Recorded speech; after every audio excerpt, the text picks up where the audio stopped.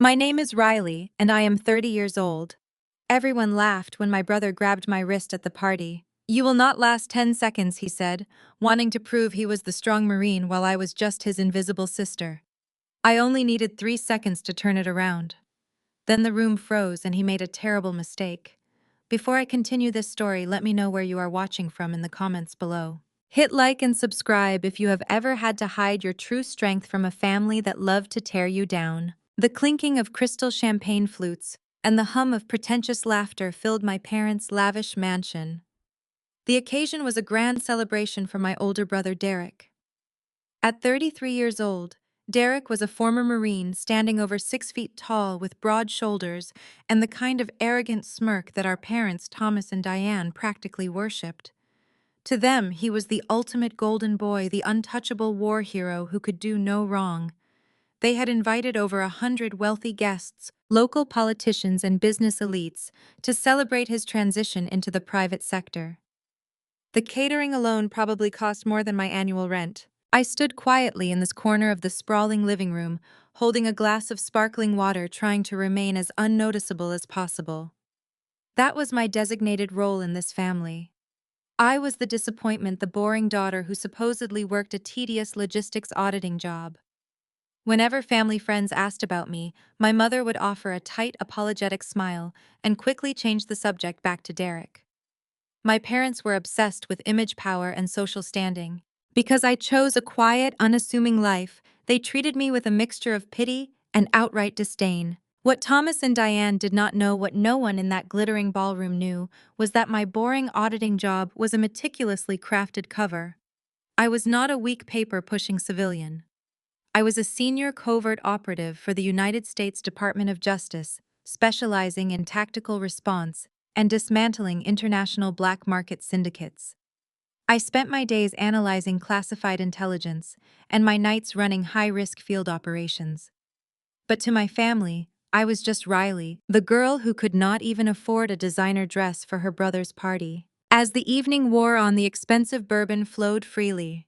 Derek was holding court in the center of the room, loudly recounting exaggerated stories from his military deployments. His audience hung on every word, laughing at all his inappropriate jokes. Standing slightly behind him was his wife, Jasmine. She was a brilliant and beautiful African-American woman, but my parents treated her terribly. They constantly made passive-aggressive comments about her background, treating her more like an exotic trophy for their son rather than a human being. Jasmine always kept her eyes cast downward, but I had seen the sharp intelligence in them. I knew she was observing everything silently, enduring the toxic environment just like I was. I checked my watch, calculating exactly how much longer I needed to stay to fulfill my familial obligation before I could slip out and return to my real life. But Derek had other plans. I watched as he downed his fourth glass of whiskey. His face was flushed, and his movements were becoming exaggerated and reckless. He scanned the room, his eyes searching for an easy target to elevate his own status. His gaze landed on me, standing quietly by the floral arrangements. A cruel, predatory smile spread across his face. He marched across the marble floor, the crowd parting for him. The conversation in the room began to die down as people sensed the impending spectacle. My mother, Diane, nudged a wealthy socialite next to her, eagerly anticipating whatever performance her golden boy was about to put on. "Well, look who finally decided to come out of hiding," Derek announced, his voice booming so loudly that the string quartet in the corner actually stopped playing. "My little sister, folks, the human calculator." He gestured toward me with a sweeping, mocking motion. "Be careful, do not startle her. She might get a paper cut and need to take a week off from her thrilling desk job." A ripple of polite laughter moved through the crowd. I kept my expression completely neutral. I had been trained to withstand psychological interrogation from actual terrorists. My drunk brother's insults were nothing but background noise. I took a sip of my water. "Congratulations on your new business venture, Derek. I think I'm going to head home now." I turned to walk away, refusing to give him the reaction he wanted. But my lack of fear only bruised his fragile ego. As I took my first step, he lunged forward. His massive hand clamped down on my right wrist like a steel vise. He yanked my arm hard, intending to spin me around and humiliate me. Come on, Riley, do not run away. He sneered, his breath reeking of expensive alcohol. Let me show our guests what happens in the real world. Let me show them a basic military submission hold. Let us see if your boring office life has given you any actual survival skills. He twisted my arm behind my back, applying a sharp, sudden pressure to my shoulder joint. It was a classic restraint technique designed to cause immediate blinding pain and force the victim to their knees. He expected me to cry out. He expected me to beg for him to stop. He expected our parents to laugh while I crumbled to the floor in tears. You will not last 10 seconds, he whispered loudly, ensuring the wealthy audience heard every word. You are nothing but a weak, invisible little girl. Let us see you tap out. In that fraction of a second, 20 years of emotional abuse, neglect, and absolute disrespect from my family flashed through my mind. They had always underestimated me. They had always treated me like dirt beneath their expensive shoes. But they had no idea who they were dealing with. My Department of Justice tactical training did not just teach me how to fight, it taught me how to neutralize an immediate threat with maximum efficiency. I did not panic. My heart rate did not even elevate. I simply evaluated the mechanics of his grip. I only needed 3 seconds. 1. I instantly dropped my center of gravity, bending my knees slightly to completely absorb the momentum of his twist, rendering his joint lock useless. 2. Before his alcohol-addled brain could comprehend why I had not fallen, I pivoted sharply on my left heel. I slid my free hand up his forearm, dug my thumb precisely into the radial nerve cluster below his elbow, and wrenched my trapped wrist out of his grasp. 3. Using his own forward momentum against him, I hooked my arm over his tricep, stepped behind his knee, and applied a brutal downward rotational force. The sound of the impact echoed like a gunshot. Derek, the massive, arrogant former Marine, crashed face first onto the solid marble floor. I drove my knee firmly into his spine, pinning his arm painfully against his shoulder blade, completely immobilizing him. The entire takedown was executed in total silence, a fluid motion of calculated, devastating precision. The opulent living room froze. It was as if all the oxygen had been instantly sucked out of the mansion. The wealthy guests stared in absolute, unblinking shock. The glasses stopped clinking. The murmurs died in their throats. No one could comprehend what they had just witnessed. The fragile, boring logistics auditor had just physically dismantled a decorated military veteran without breaking a sweat or uttering a single word. I knelt there for a moment, keeping the pressure steady on his shoulder. I could feel him trembling beneath me, not from fear, but from the crushing, absolute humiliation of being defeated by the sister he despised. I calmly released his arm, stood up, and smoothed the wrinkles out of my simple dress. The silence was abruptly shattered by a piercing shriek. My mother Diane rushed forward, her face contorted in absolute horror. Thomas followed close behind her, his face turning a dangerous shade of purple. They ignored the fact that Derek had assaulted me first. In their eyes, I had just committed the ultimate sin. I had embarrassed their golden child in front of their elite friends. Are you completely out of your mind? Diane screamed, her voice shrill and echoing off the high ceilings. You psychotic animal! How dare you attack your brother like that? He was just playing with you. Thomas pointed a trembling finger at my face. You are a disgrace to this family, Riley.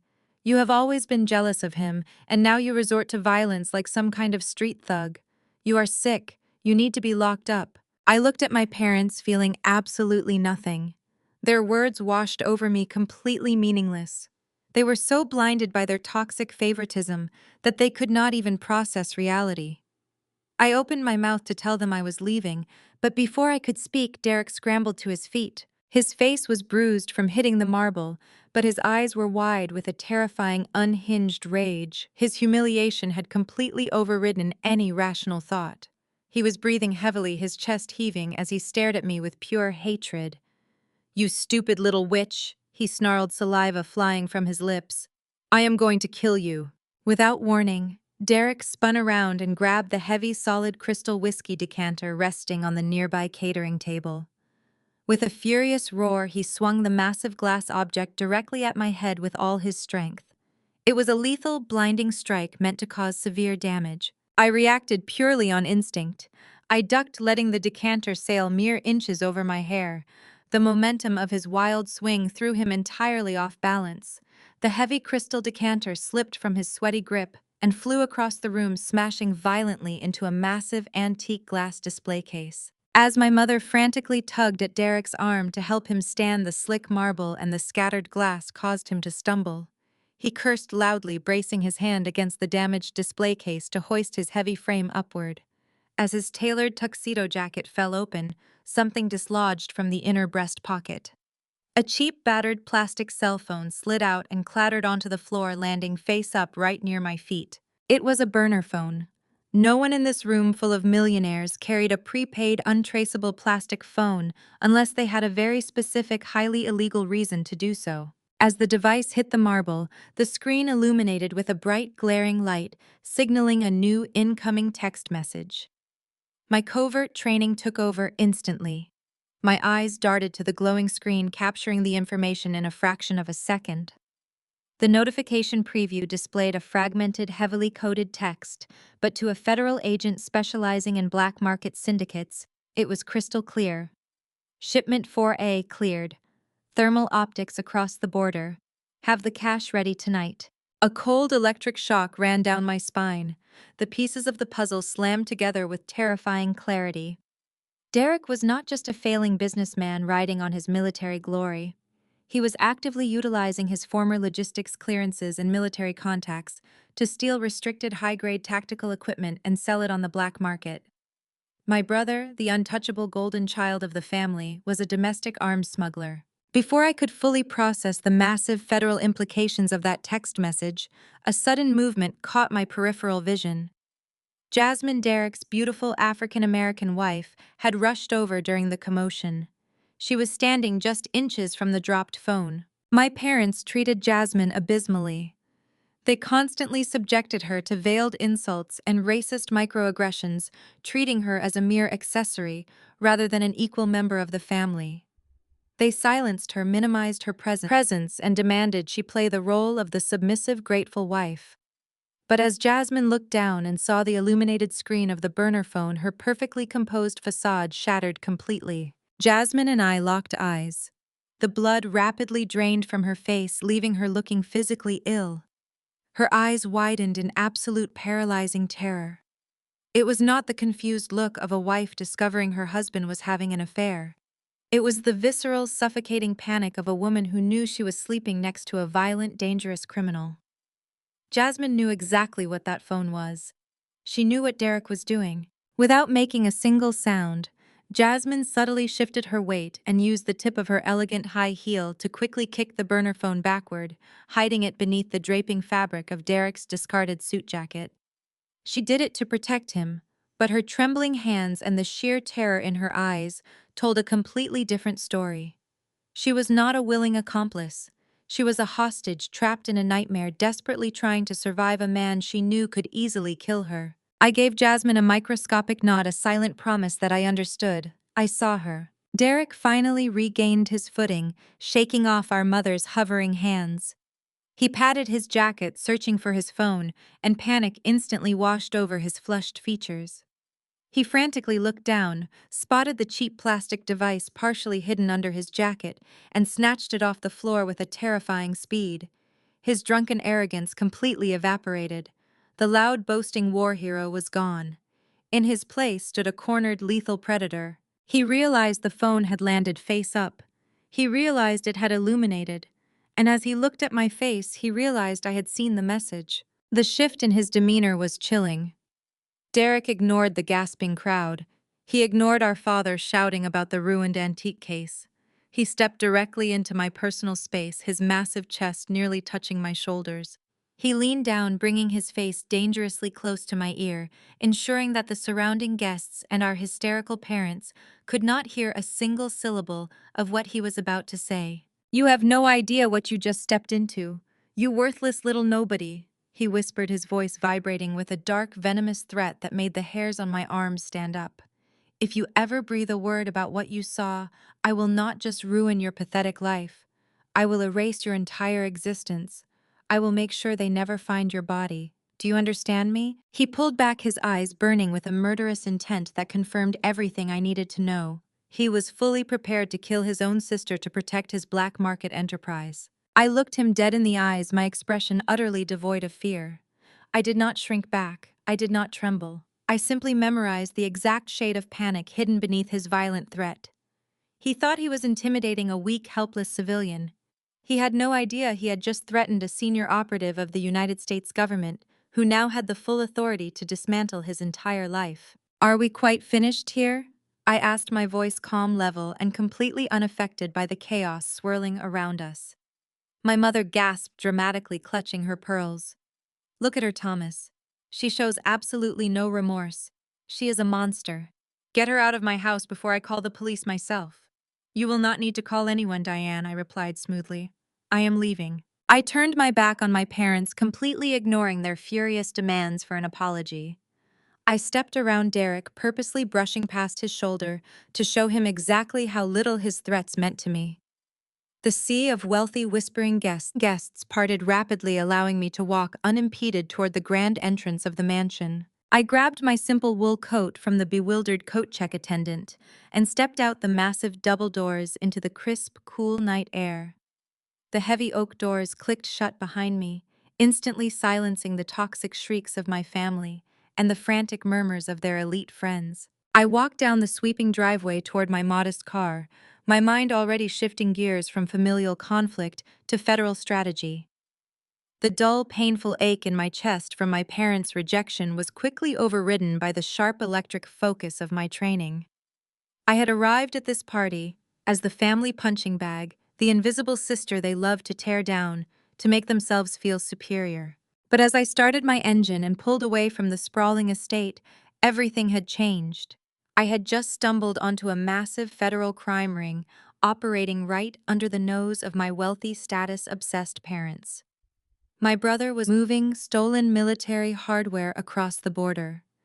His terrified wife was holding secrets that could blow the entire operation wide open.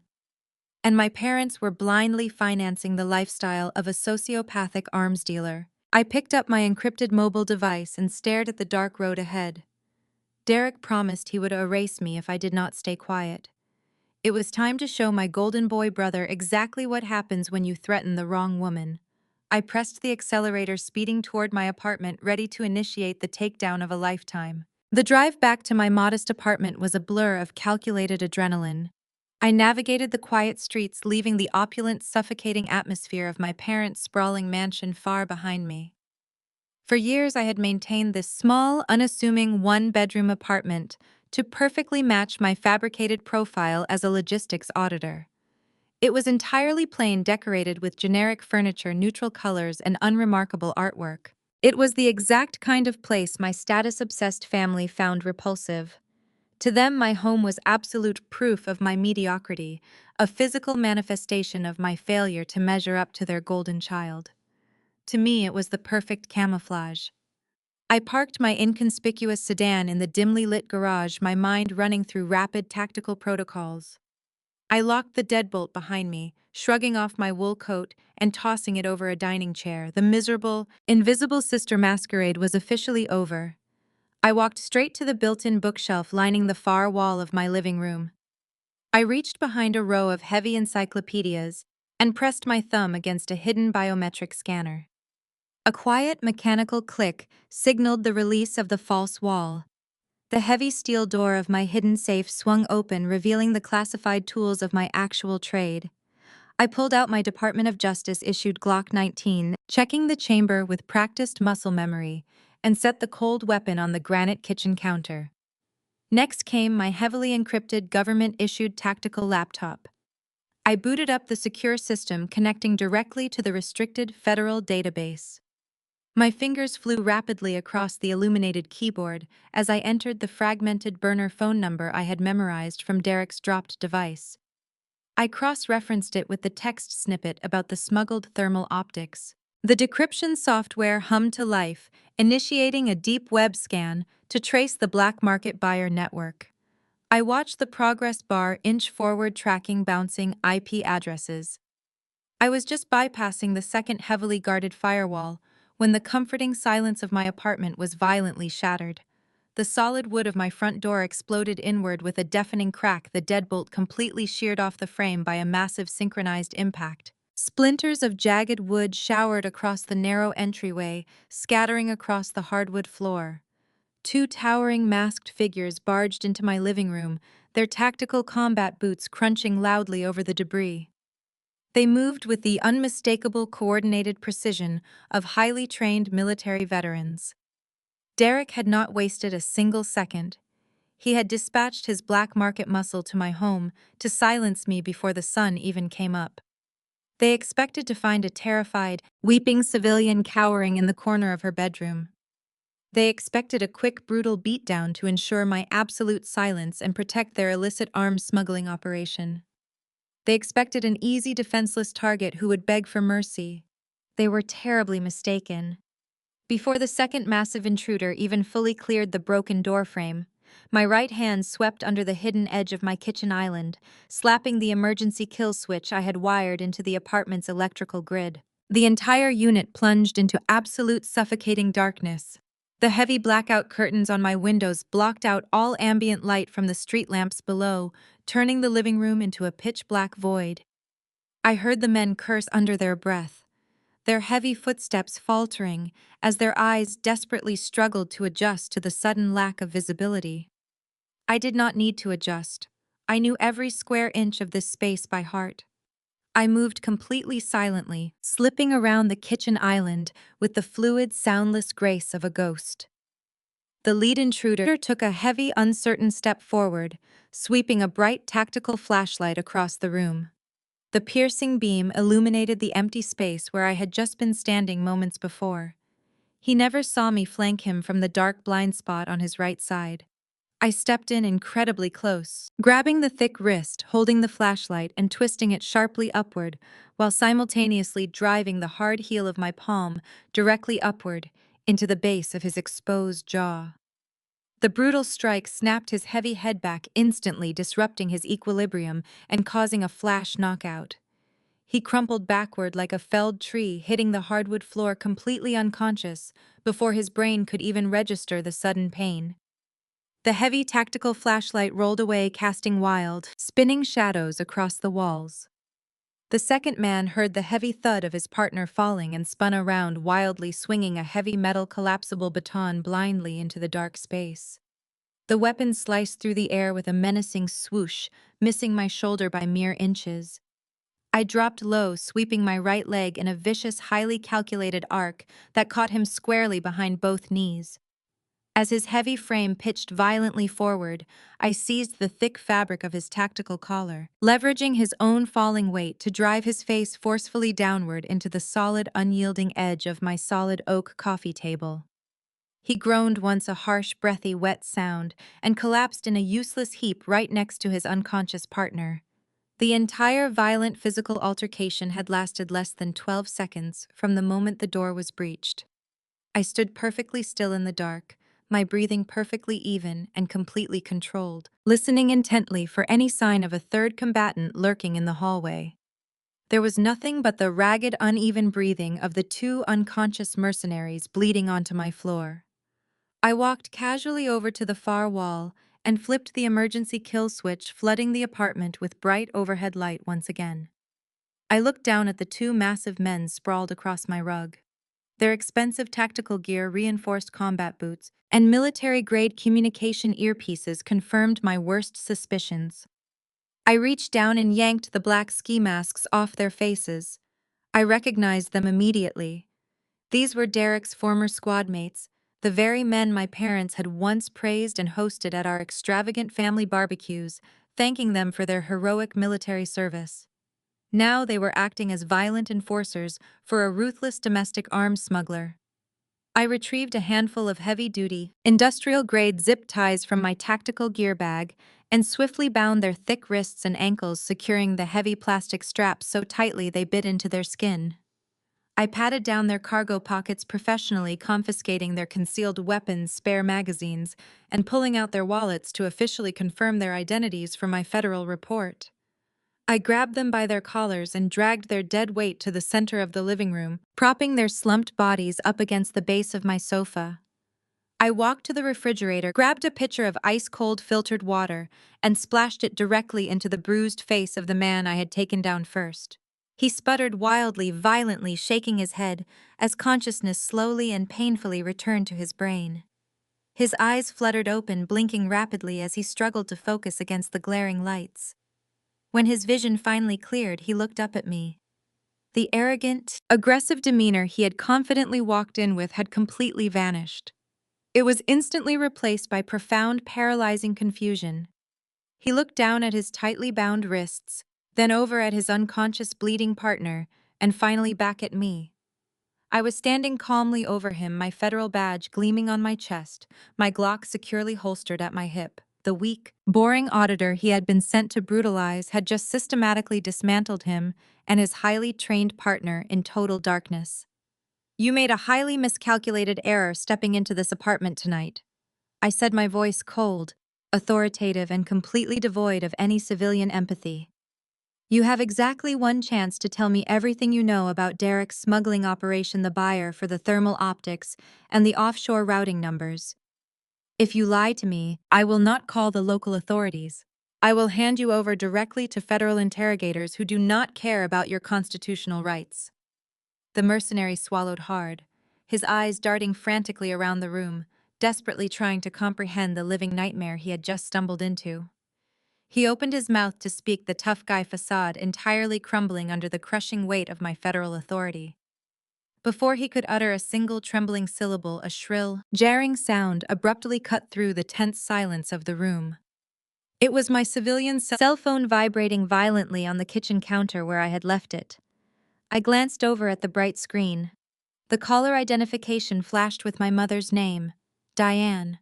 I let it ring twice, my eyes never leaving the terrified mercenary cowering on my floor, before I finally reached over and tapped the green answer button, putting the call on speakerphone. I did not even get the chance to say a single word of hello to her.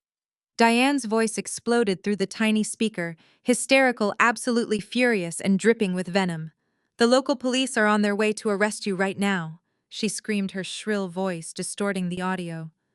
"We are pressing felony charges for aggravated assault, and we will make absolutely sure you rot in a prison cell for the rest of your miserable life." I simply reached forward and tapped the red icon on the screen, instantly severing the connection and plunging my apartment back into a heavy, suffocating silence. My parents genuinely believed they held the ultimate trump card.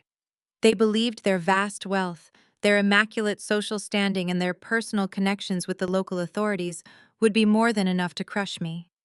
They were completely unaware that municipal jurisdictions meant absolutely nothing to the federal government. I ignored the lingering echo of my mother's threats and turned my full attention back to the conscious mercenary sprawled across my living room rug. I was sweating profusely now, the harsh reality of his situation finally penetrating his thick skull. He had broken into this apartment expecting to find a frightened, defenseless civilian. He had anticipated an easy payday from Derek for beating a helpless woman into submission. Instead, he found himself tightly zip-tied on the floor of a highly trained federal operative, bleeding from a shattered jaw. I pulled a sleek metal dining chair from the corner and placed it directly in front of him. I sat down, deliberately leaning forward and resting my forearms on my knees. I did not raise my voice. I did not threaten him with further physical violence. The Department of Justice had taught me that the most effective way to break a hardened criminal was to systematically dismantle his hope. I laid out his exact predicament with chilling precision. I recited his military service record entirely from memory, detailing the specific pension he would lose by engaging in domestic terrorism. I explained the exact federal statutes regarding arms trafficking and the mandatory minimum sentences attached to each charge. I told him precisely which maximum security federal penitentiary he would be transferred to by dawn. I watched his eyes dart frantically around the ruined living room as I systematically removed every single escape route his panicked mind tried to construct. The psychological pressure was immense, a heavy, invisible weight pressing down on his chest. I let the silence stretch, forcing him to stew in the terrifying certainty of his own destruction. I made him realize that Derek would never come to save him, that he was nothing more than an expendable pawn in a much larger game. Within 4 minutes, his tough facade shattered completely. He began to speak rapidly, tripping over his own words in a desperate attempt to secure whatever federal leniency he could negotiate. He detailed Derek's entire illicit operation from the ground up. My brother, the golden child and celebrated war hero, was utilizing his former military logistics clearances to bypass security protocols at regional supply depots. Derek was systematically stealing restricted military-grade thermal optics, tactical laser sights, and heavy armor-piercing munitions. He was then selling these highly dangerous stolen assets to domestic extremist groups for untraceable stacks of cash. The burner phone that had dropped from his tuxedo jacket was the central communication hub, coordinating the drops and the money transfers. It was a highly organized, lethal enterprise, and my arrogant brother was the absolute ringleader of the entire syndicate. Just as the broken mercenary finished his detailed confession, the walls of my living room lit up with the aggressive rhythmic flashing of red and blue lights. The piercing wail of police sirens cut through the quiet suburban neighborhood, coming to an abrupt screeching halt directly outside my apartment building. My mother had made good on her threat. Heavy booted footsteps thundered up the exterior stairwell, followed instantly by aggressive, demanding pounding on my shattered front door frame. Two local police officers stood in the hallway, their hands resting cautiously on their holstered duty weapons. They peered into my dimly lit apartment, their eyes taking in the destroyed door, the overturned furniture, and the two massive men securely bound on my floor. The sheer violence of the scene clearly put them on high alert. They immediately barked harsh orders, demanding I put my hands in the air and step away from the restrained men. They were operating entirely on the false narrative my parents had just provided to dispatch, fully expecting to arrest an unhinged, violent woman who had attacked her family. I did not raise my hands. I did not step back. I maintained direct, unwavering eye contact with the lead officer, telegraphing absolute, unshakable calm. I reached slowly and deliberately into my back pocket. I pulled out my sleek leather credentials folder and flipped it open in one smooth motion. The heavy gold shield of the Department of Justice gleamed brightly under the harsh glare of their tactical flashlights. Beside the polished edge sat my Level 5 security clearance credential, a federal designation that vastly superseded their municipal authority in every possible capacity. I calmly instructed the officers to lower their voices, drop their defensive postures, and step inside the apartment. I informed them that they had just walked blindly into an active, highly classified federal operation. I cited the exact federal statutes granting me full and immediate jurisdiction over the crime scene and the individuals currently restrained on my rug. The transformation in the two officers was instantaneous and profound.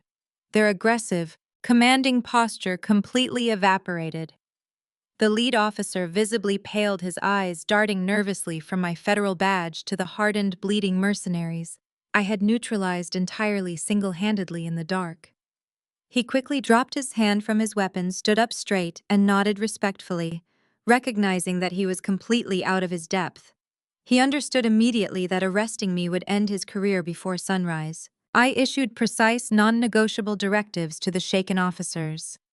I ordered them to immediately sign official federal non-disclosure agreements, legally binding them to absolute silence regarding everything they had seen and heard in my apartment tonight. I instructed them to quietly and discreetly transport the two bound mercenaries to a specific, highly secure federal holding facility located downtown. I made it abundantly clear that there would be no local arrest records filed. There would be no municipal paperwork generated. There would be no radio chatter regarding the transport. This entire violent incident was to vanish immediately into the classified, inaccessible archives of the federal government. The officers complied without a single word of protest, moving with a sudden tense efficiency. They hauled the two groaning mercenaries to their feet and marched them swiftly out of the apartment, clearly eager to be free of the intense federal scrutiny I represented. The heavy, suffocating silence returned to my living room once the police cruisers pulled away. I stood alone amidst the physical wreckage of my front door and the overturned furniture. The immediate physical threat to my safety had been neutralized, But the broader, infinitely more dangerous war against my corrupt family had just escalated to an entirely new level. I walked over to the granite kitchen counter to retrieve my encrypted laptop and begin uploading the mercenaries' interrogation transcript to my superiors at the agency.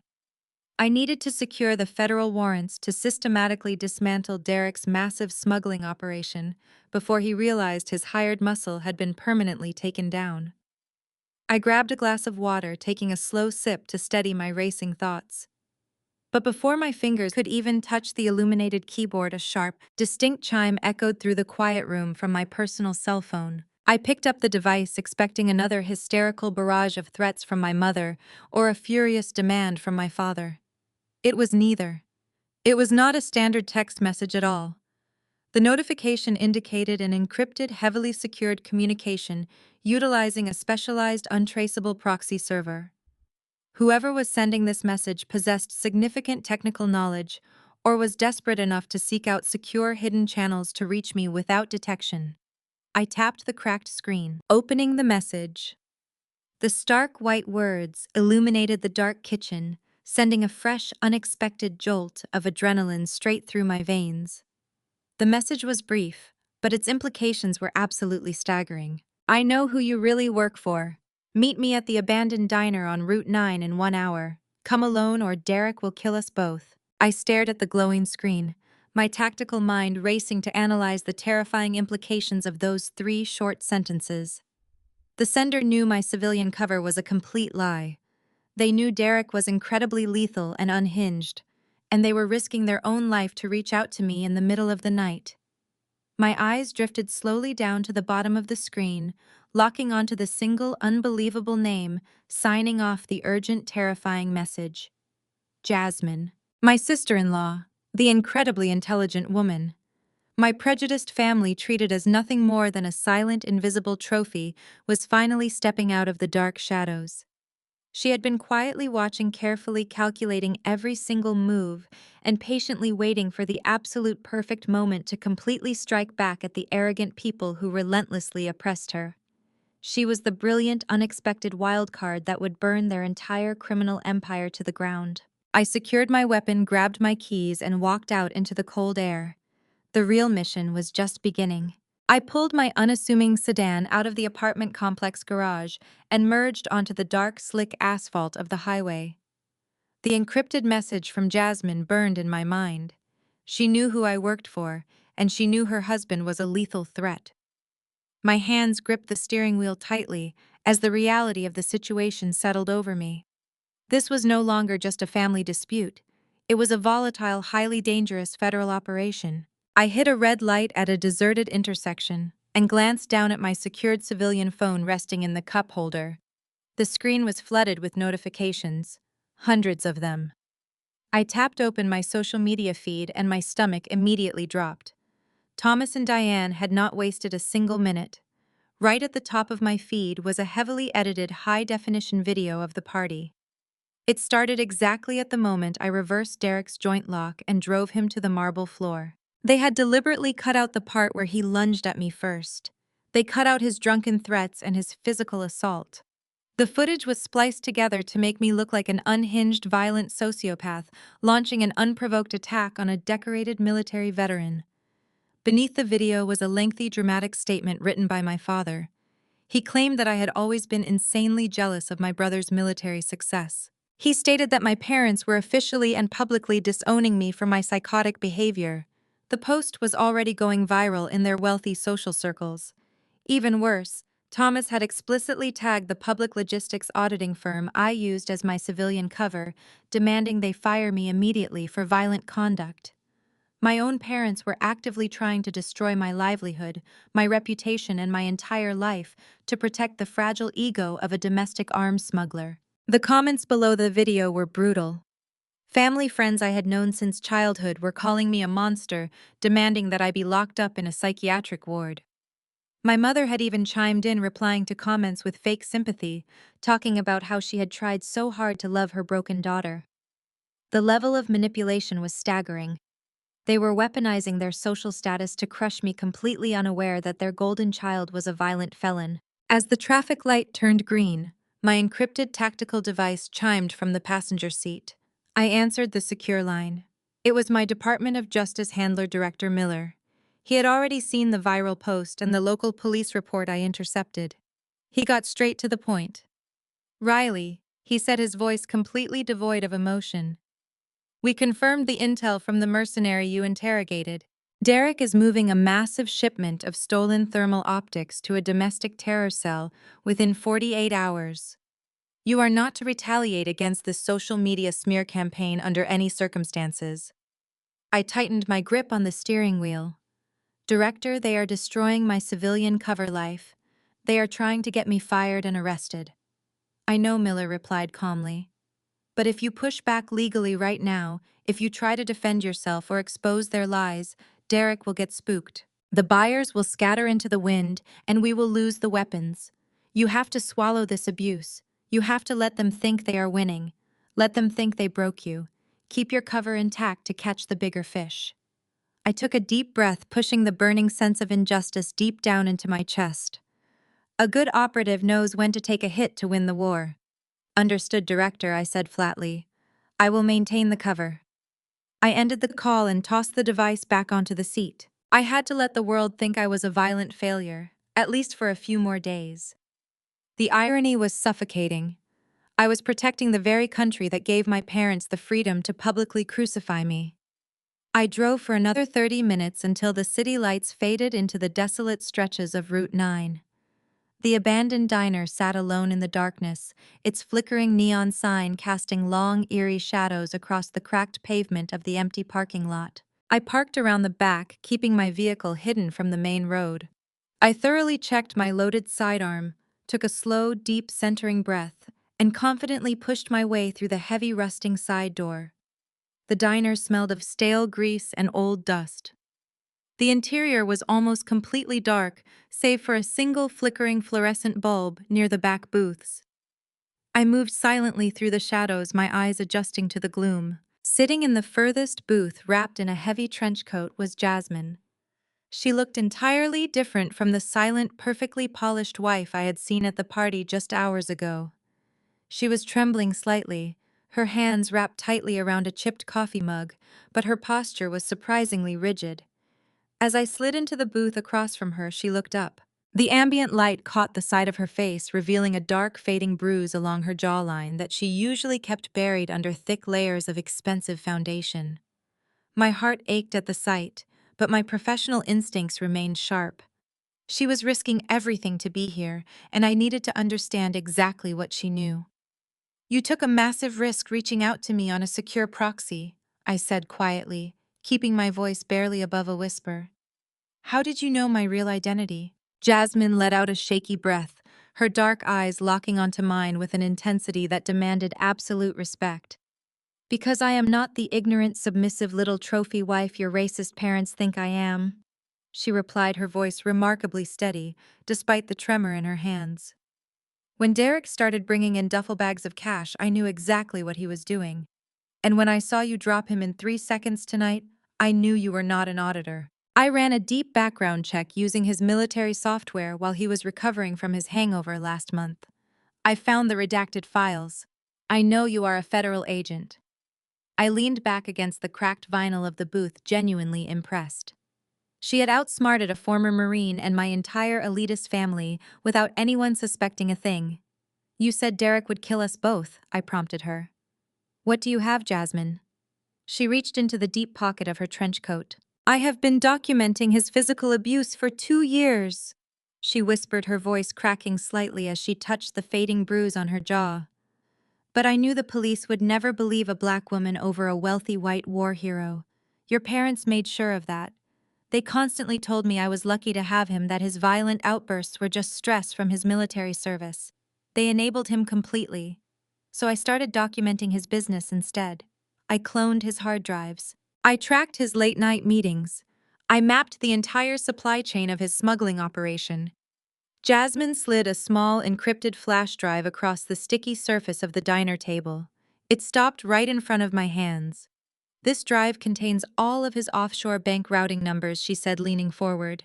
It has the names of the buyers, the delivery schedules, and the exact locations of his hidden weapon caches. It is everything you need to lock him away for the rest of his miserable life. I stared at the small piece of plastic. It was the smoking gun. It was the key to dismantling Derek's entire criminal empire and freeing this brilliant woman from a life of violent oppression. I reached out and closed my hand around the flash drive. I am going to get you out of here, Jasmine. I promised her, sliding the drive into my tactical vest. I am going to put him behind bars, and you will never have to see him or my toxic parents ever again. Jasmine smiled, a genuine, beautiful expression of pure relief washing over her tired features. But that smile never reached her eyes. In a horrifying fraction of a second, the comforting silence of the abandoned diner was violently ripped apart.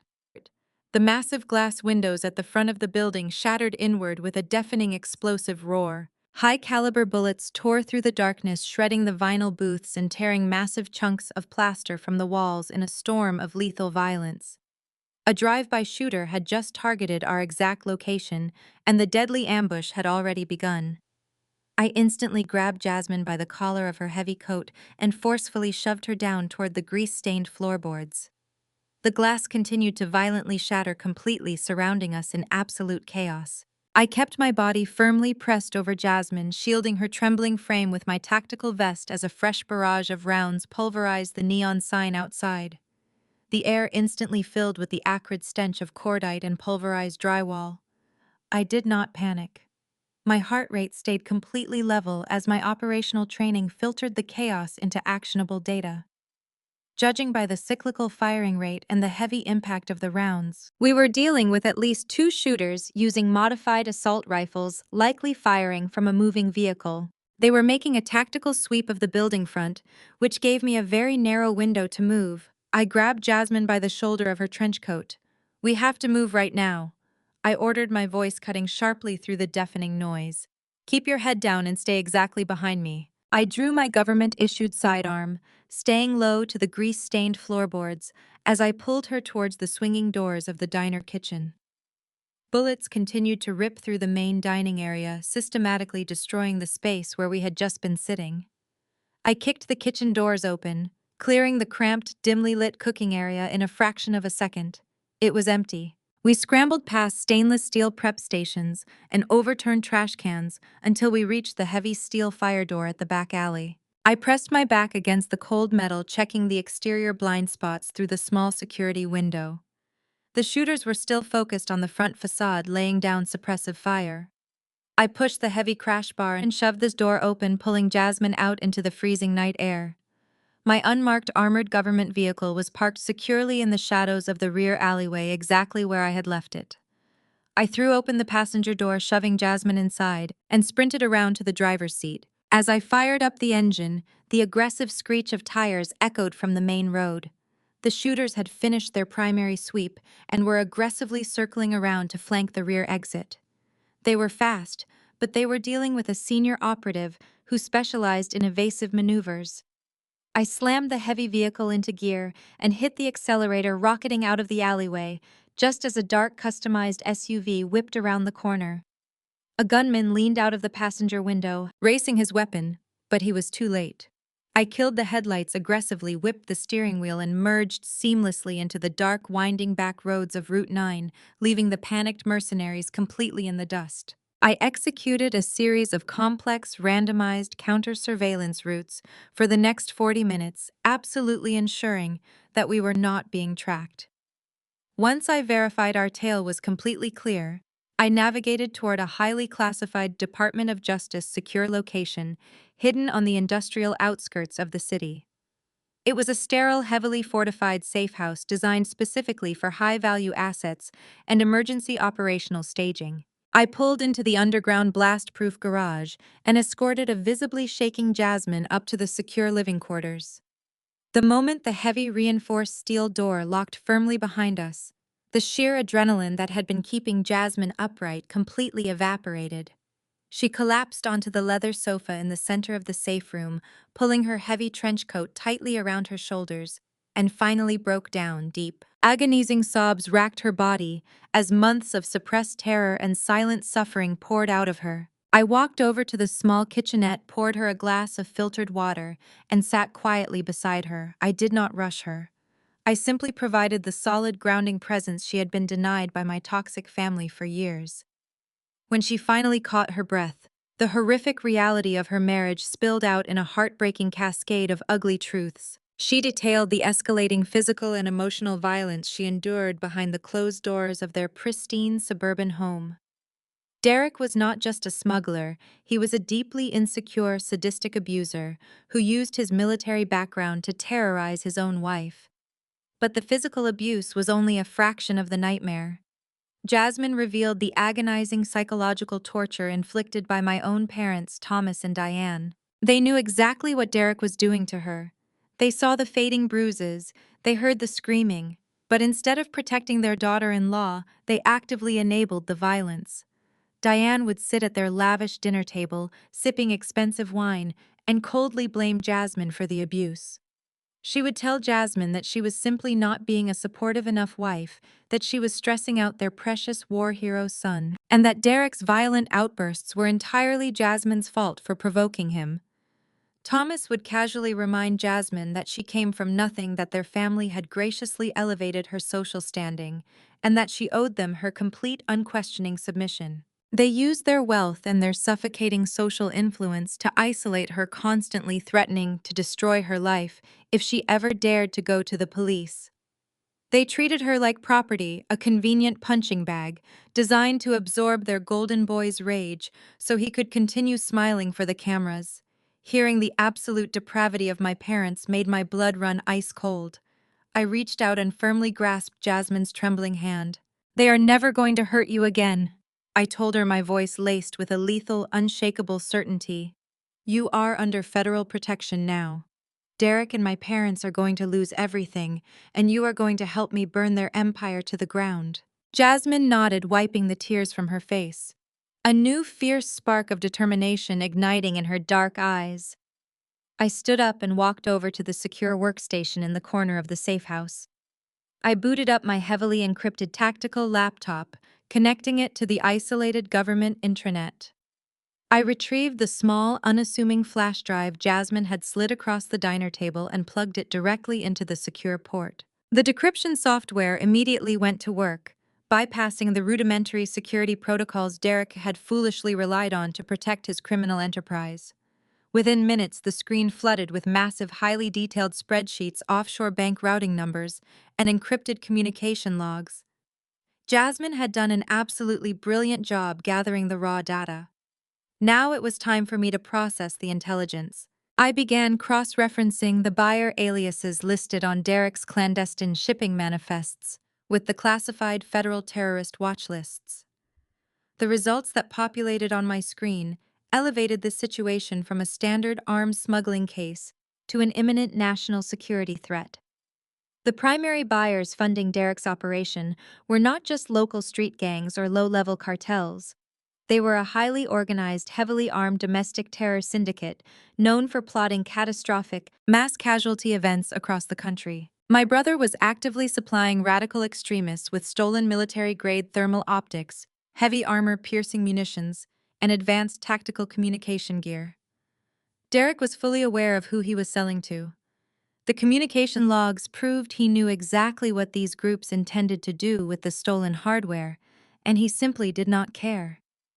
As long as the untraceable cash continued flowing into his hidden offshore accounts to fund his lavish, arrogant lifestyle, he was perfectly willing to let innocent civilians die. The sheer sociopathic greed of my golden boy brother was staggering. While rapidly analyzing the complex offshore banking ledgers, I noticed a secondary, highly aggressive routing protocol embedded deep within Derek's financial software. He had set up a digital tripwire. I needed to pivot my attention momentarily. Jasmine had fled her home with absolutely nothing but the clothes on her back. She needed basic emergency supplies, secure clothing, and medical essentials before I could officially process her into the witness protection system. I pulled up a separate secure browser window to access my personal civilian bank accounts to transfer some discrete funds. I typed in my credentials, expecting to see my standard savings balance. Instead, the screen flashed a harsh, glaring red error message. Every single account was completely locked. My emergency savings, even my basic credit lines were entirely frozen, showing a flat, devastating zero balance. Before I could run a diagnostic to trace the financial block, my secure civilian cell phone vibrated sharply on the metal desk. The screen illuminated with a new incoming text message from Derek. The words stared back at me, dripping with an arrogant, sadistic cruelty. I used my friends at the bank to freeze everything you own now. You are absolutely penniless, homeless, and crazy. Enjoy the freezing streets. I stared at the glowing screen of my secured device, reading Derek's arrogant text message a second time. A short, sharp laugh escaped my lips, cutting through the sterile silence of the safe house. He genuinely thought he had crippled me. He believed that freezing the meager civilian accounts attached to my logistics auditor cover would leave me stranded and begging for mercy. The sheer scale of his ignorance was almost comical. I was playing a localized game of suburban intimidation while completely blind to the federal arsenal sitting right in my tactical vest. My parents had always wielded their wealth like a weapon, using their money to control and manipulate everyone around them. They thought financial dominance was the ultimate power, and they taught Derek to think the exact same way. I turned off the civilian phone and let it drop onto the steel desk. I unzipped the inner lining of my gear and retrieved a small matte black card. It bore no bank logo, no name, and no standard identifying numbers. It was a Department of Justice ghost card, an untraceable financial instrument tied directly to a classified federal operational budget with virtually unlimited funds. I slid the card onto the desk next to the encrypted laptop. I looked over at Jasmine, who was watching me with exhausted, fearful eyes from the leather sofa. Derek thinks he just cut off my resources, I told her, my voice steady and reassuring. He thinks we have nowhere to go. I tapped the black card against the metal surface. He is about to learn that my resources do not depend on his corrupt banking connections or my parents' pathetic social influence. I accessed a secure government travel portal and immediately booked a highly fortified luxury penthouse in the financial district. It was a property specifically utilized for high-value witness protection, complete with reinforced bulletproof glass private elevator access and a dedicated security perimeter. Within 10 minutes, I arranged for a heavily armed team of off-duty federal marshals to run a 24-hour protective detail on the suite. Jasmine would have fresh clothes, medical supplies, and absolute safety before the sun came up. I printed the secure access codes and handed them to her. She looked at the paper, tears of profound relief pooling in her dark eyes. The terrifying grip my toxic family held over her life was officially broken. She was finally safe from the monsters who had terrorized her for years. The next morning, while Jasmine was safely secured in the downtown penthouse, my encrypted laptop flagged an incoming high-priority communication. It was not from the agency. It was a scanned legal document forwarded to my secure email from a courier service attempting to deliver a package to my ruined apartment. I opened the file and began to read. It was a formal cease and desist letter, drafted by a highly aggressive, famously corrupt corporate lawyer my father kept on regular retainer. The contents of the letter were absolutely sickening. Thomas and Diane were escalating their psychological warfare to a terrifying new level of cruelty. They formally demanded that I attend their upcoming Veterans Charity Gala this weekend and publicly apologize to Derek on stage in front of their wealthy peers. If I refused to comply and drop all my fabricated hostility, the letter clearly outlined their next steps. My parents threatened to use a private medical practitioner on their payroll to forge a psychological evaluation, declaring me a danger to myself and others. They explicitly detailed their ruthless plan to have me involuntarily committed to a psychiatric ward, effectively locking me away in a padded cell to silence me forever. I read the legal threats with a chilling calm. I remembered how my father used this exact same lawyer to destroy small business competitors, ruining their lives with endless litigation. Now he was turning that same malicious power against his own flesh and blood. My parents were willing to completely destroy their own daughter, strip away her basic human rights, and lock her in a psychiatric facility simply to protect the reputation of a domestic arms smuggler. They were not just toxic enablers anymore. They were active, willing participants in my destruction. They believed their vast wealth gave them the ultimate authority to dictate reality and erase anyone who dared to stand against them. But their arrogant, heavy-handed threat provided exactly the piece of intelligence I desperately needed to bring them down. They had just formally invited me to the very event that would serve as their ultimate undoing. I initiated a secure video conference with my Department of Justice superiors, broadcasting directly from the fortified safe house workstation.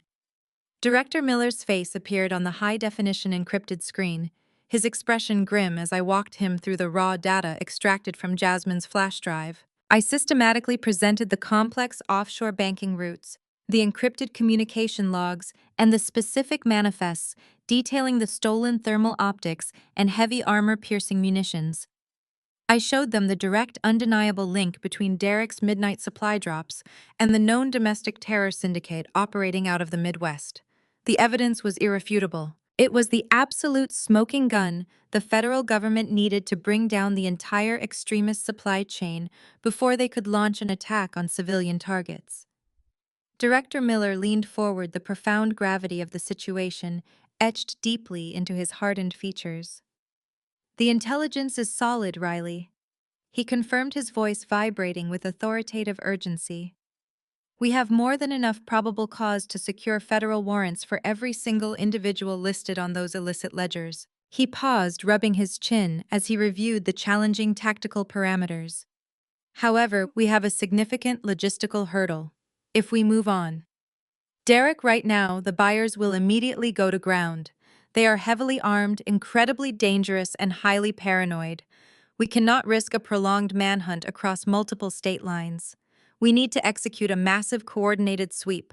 We need the extremist buyers, the physical money, and your brother all gathered in the exact same room to ensure no one slips through the federal net. I need full operational command to execute a raid," I stated firmly, meeting his intense gaze right through the camera lens. "I need a specialized tactical strike team on immediate standby, fully equipped for a hostile breach. I need snipers, perimeter containment units, and absolute federal backing to ensure these terrorists do not escape." Miller nodded slowly, recognizing the undeniable tactical necessity of my request. "You have the green light, senior agent. Full operational control is yours. But you have to set the trap perfectly. Give us a centralized location, and we will bring the heaviest hammer down on this entire network." I terminated the secure connection and leaned back in my ergonomic tactical chair, my mind racing as I connected the final devastating dots. The jagged pieces of my family's corrupt puzzle aligned with perfect, horrifying clarity. Thomas and Diane were hosting their massive annual Veterans Charity Gala this coming weekend. It was an incredibly exclusive, high-security event designed to bring the city's wealthiest elites together under the noble guise of supporting wounded military veterans. But Derek was not just the celebrated guest of honor enjoying the spotlight. I meticulously cross-referenced the date of the upcoming gala with the offshore payment schedules explicitly listed on Jasmine's flash drive. The dates matched identically down to the exact hour. The highly publicized charity gala was a massive, glittering front. Derek was actively using his parents' high society event to physically launder the massive influx of untraceable cash from the extremist buyers. The ruthless buyers would be there in person, dressed in expensive tailored tuxedos, blending in perfectly with the corrupt local politicians and oblivious socialites. They would be handing over the blood money right under the crystal chandeliers, hiding their lethal transactions under the flawless cover of anonymous charitable donations. It was a brilliantly twisted scheme, hiding domestic terrorism in plain sight behind the respectable veil of high society philanthropy. My own parents had unwittingly handed me the perfect tactical staging ground to end this nightmare. They wanted me to attend the grand gala to publicly kneel before Derek and beg for his mercy. They desperately wanted to humiliate me on the grandest stage possible to prove their absolute superiority. I pulled my civilian cell phone from my tactical gear bag, the very device Derek thought was rendered entirely useless by his banking freeze. I opened the unblocked communication thread linking me directly to Thomas and Diane. I did not write a lengthy, emotional response begging them to reconsider their cruel psychiatric threats. I did not argue or attempt to defend my actions. I simply typed two short sentences infused with a lethal, highly calculated promise that would soon echo through the halls of justice. I will be at the gala. I will give you exactly what you deserve. I hit send, locking the illuminated screen and tossing the phone casually onto the steel desk. The ultimate trap was set, and my family was walking right into it. The crisp autumn air bit at my bare shoulders as I stepped out of my unmarked government vehicle and handed the keys to a bewildered valet. The Grand Heritage Hotel towered above me in downtown Chicago. Tonight it served as the venue for my parents' highly publicized Veterans Charity Gala. To the outside world, this was the social event of the season, a glittering gathering of wealthy philanthropists and local politicians. To me, it was ground zero for a massive federal raid. I walked up the marble steps, my posture straight and my expression carefully composed. I wore a stunning emerald green evening gown made of pure silk. The fabric moved like liquid around my legs, catching the ambient light of the flashbulbs from local photographers lined up near the entrance. I looked absolutely nothing like the ugly, worthless dropout my family constantly claimed I was. My hair was swept up into an elegant twist, concealing the custom-built earpiece securely fitted inside my left ear. A tiny lapel microphone was woven seamlessly into the sequined neckline of my dress. Beneath the flowing silk strapped securely to my thigh rested my compact tactical sidearm. I stepped through the gilded double doors and handed my invitation to the attendant. The grand ballroom was a masterpiece of architectural excess. Massive crystal chandeliers cast a warm golden glow over the sea of attendees. Waiters in crisp, white tuxedos navigated the crowded floor, balancing silver trays of champagne and expensive appetizers. But beneath the veneer of high society charity, the room was crawling with predators. My trained eyes scanned the perimeter and the crowded tables. I instantly recognized three known associates of the domestic terror syndicate standing near the ice sculpture. They wore expensive suits that fit poorly over their thick, muscular frames. They were laughing politely with a local city councilman hiding in plain sight. They were here to wash their dirty money through my parents' fake charity, handing over millions in untraceable cash to Derek in exchange for the stolen military thermal optics. I kept my movements deliberate, gliding through the crowd without drawing immediate attention. I tapped the disguised button on my clutch purse twice, opening the secure radio channel to the tactical teams waiting in the shadows outside. "Senior agent in position," I murmured, pretending to take a sip from a glass of sparkling water I grabbed from a passing tray. "Visual confirmation on primary targets. The buyers are holding near the north exit, awaiting my signal. Copy that, senior agent." Director Miller replied through my earpiece, his voice a comforting anchor of federal authority. "Perimeter is fully locked down. We have tactical units stationed at every egress point. No one leaves this building. Give the word when all targets are consolidated." I acknowledged the transmission with a single tap to my neckline. I navigated toward the center of the ballroom. I finally spotted Derek. He was standing near the main stage wearing a tailored tuxedo with a handful of unearned military medals pinned proudly to his chest. He held a glass of bourbon in one hand, gesturing widely as he regaled a group of wealthy investors with fabricated stories of his heroism. Standing a few feet behind him were two massive private security guards. Their eyes constantly darted around the room, their hands resting too close to their waistbands. They were not standard event security. They were corrupt mercenaries hired to protect the illegal cash exchange happening tonight. I took a deep breath and stepped out from behind a large floral centerpiece, placing myself directly in the line of sight of the main stage. It did not take long for the trap to spring. Thomas, my father, was walking down the steps of the stage after speaking with the event coordinator. He turned his head, his gaze sweeping over the crowd, and locked eyes with me. For a fraction of a second, absolute confusion crossed his face. I did not immediately recognize the confident woman in the emerald gown. But as realization dawned, his features twisted into a mask of pure, arrogant triumph.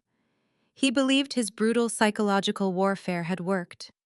He thought his threats of involuntary psychiatric commitment had broken my spirit and forced me to attend this gala to beg for mercy. Thomas immediately signaled the string quartet to stop playing. The abrupt silence caused a ripple of confusion to spread through the massive ballroom. He marched back up the stairs and grabbed the microphone from its stand. His voice boomed across the room, echoing off the high ceilings. "Ladies and gentlemen, may I please have your attention?" Thomas announced, his tone dripping with false benevolence. "We are gathered here tonight to honor our brave veterans, especially my son Derek, who has sacrificed so much for our great nation. But tonight is also about family. It is about healing wounds and correcting terrible mistakes." He gestured toward the lighting technicians stationed in the balcony. A moment later, a harsh, blinding spotlight swept across the room and locked directly onto me. The sea of wealthy elites turned in unison, hundreds of eyes suddenly staring at me, standing alone in the center of the ballroom. I did not flinch. I kept my chin high, staring straight back at my cruel father on the stage. "Many of you know that my family has recently endured a profound tragedy," he continued, putting a hand over his heart, in a sickening display of theatrical grief. "My daughter Riley has been struggling with severe jealousy and deeply troubling behavioral issues for years. She has been lost lashing out at the people who love her most. Recently, her unprovoked hostility culminated in a shameful, violent outburst against her own brother." Whispers erupted throughout the ballroom. The socialites exchanged scandalized looks. He was publicly crucifying me, destroying whatever remaining shred of dignity he thought I had left. "But we are a family of forgiveness," Thomas declared loudly, his deep voice echoing with righteous authority. "Riley has come here tonight to make amends. She has come to admit her failures and to seek forgiveness from the brother she so deeply wronged. We believe in second chances even for those who have strayed so far from the light." Thomas extended his hand toward me, his face twisted into a demanding authoritarian scowl beneath his polished facade. "Riley, come up to the stage," he ordered. It was not an invitation, it was a command.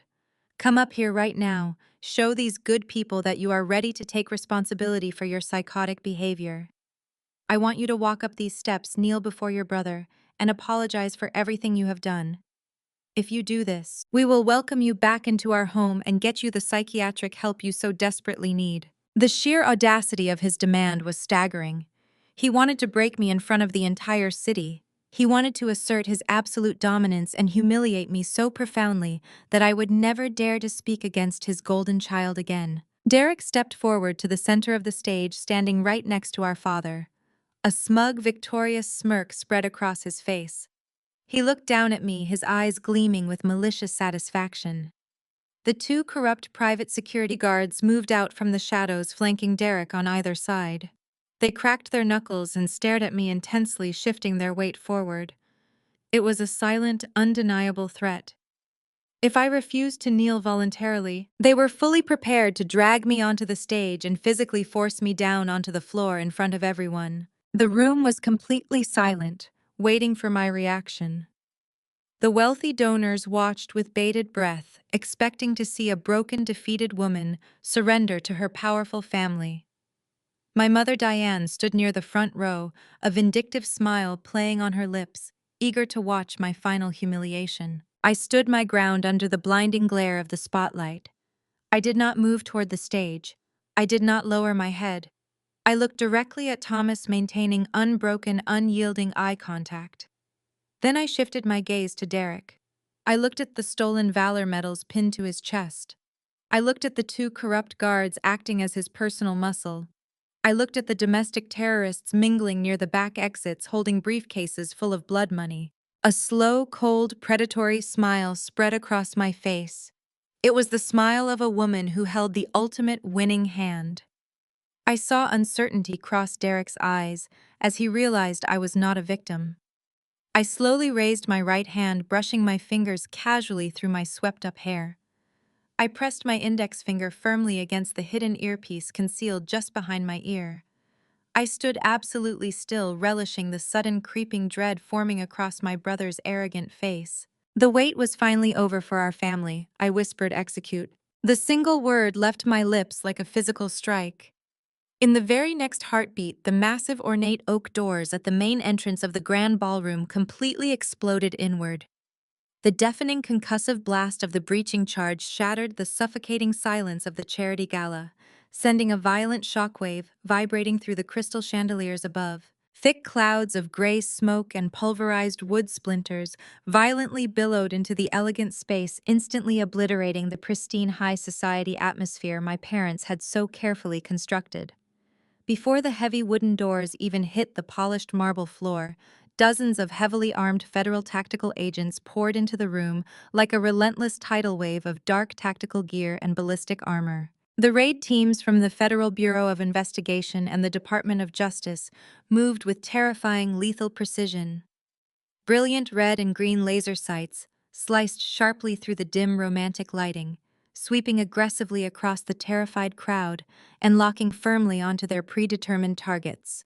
Federal agents, nobody move. Keep your hands exactly where we can see them. A commanding voice roared over the sheer chaos, echoing with absolute unquestionable authority. The wealthy elite guests, who had been sipping expensive champagne just seconds prior, immediately shrieked in absolute terror. They dropped their delicate crystal flutes, letting them shatter against the marble, and scrambled frantically to drop to the floor, covering their heads in sheer panic. They desperately sought cover behind overturned banquet tables and heavy velvet curtains, praying the tactical laser sights would pass them by. The two corrupt private security guards who were flanking my brother Derek entirely froze. Their false, arrogant bravado evaporated the very instant they were confronted with genuine, overwhelming federal force.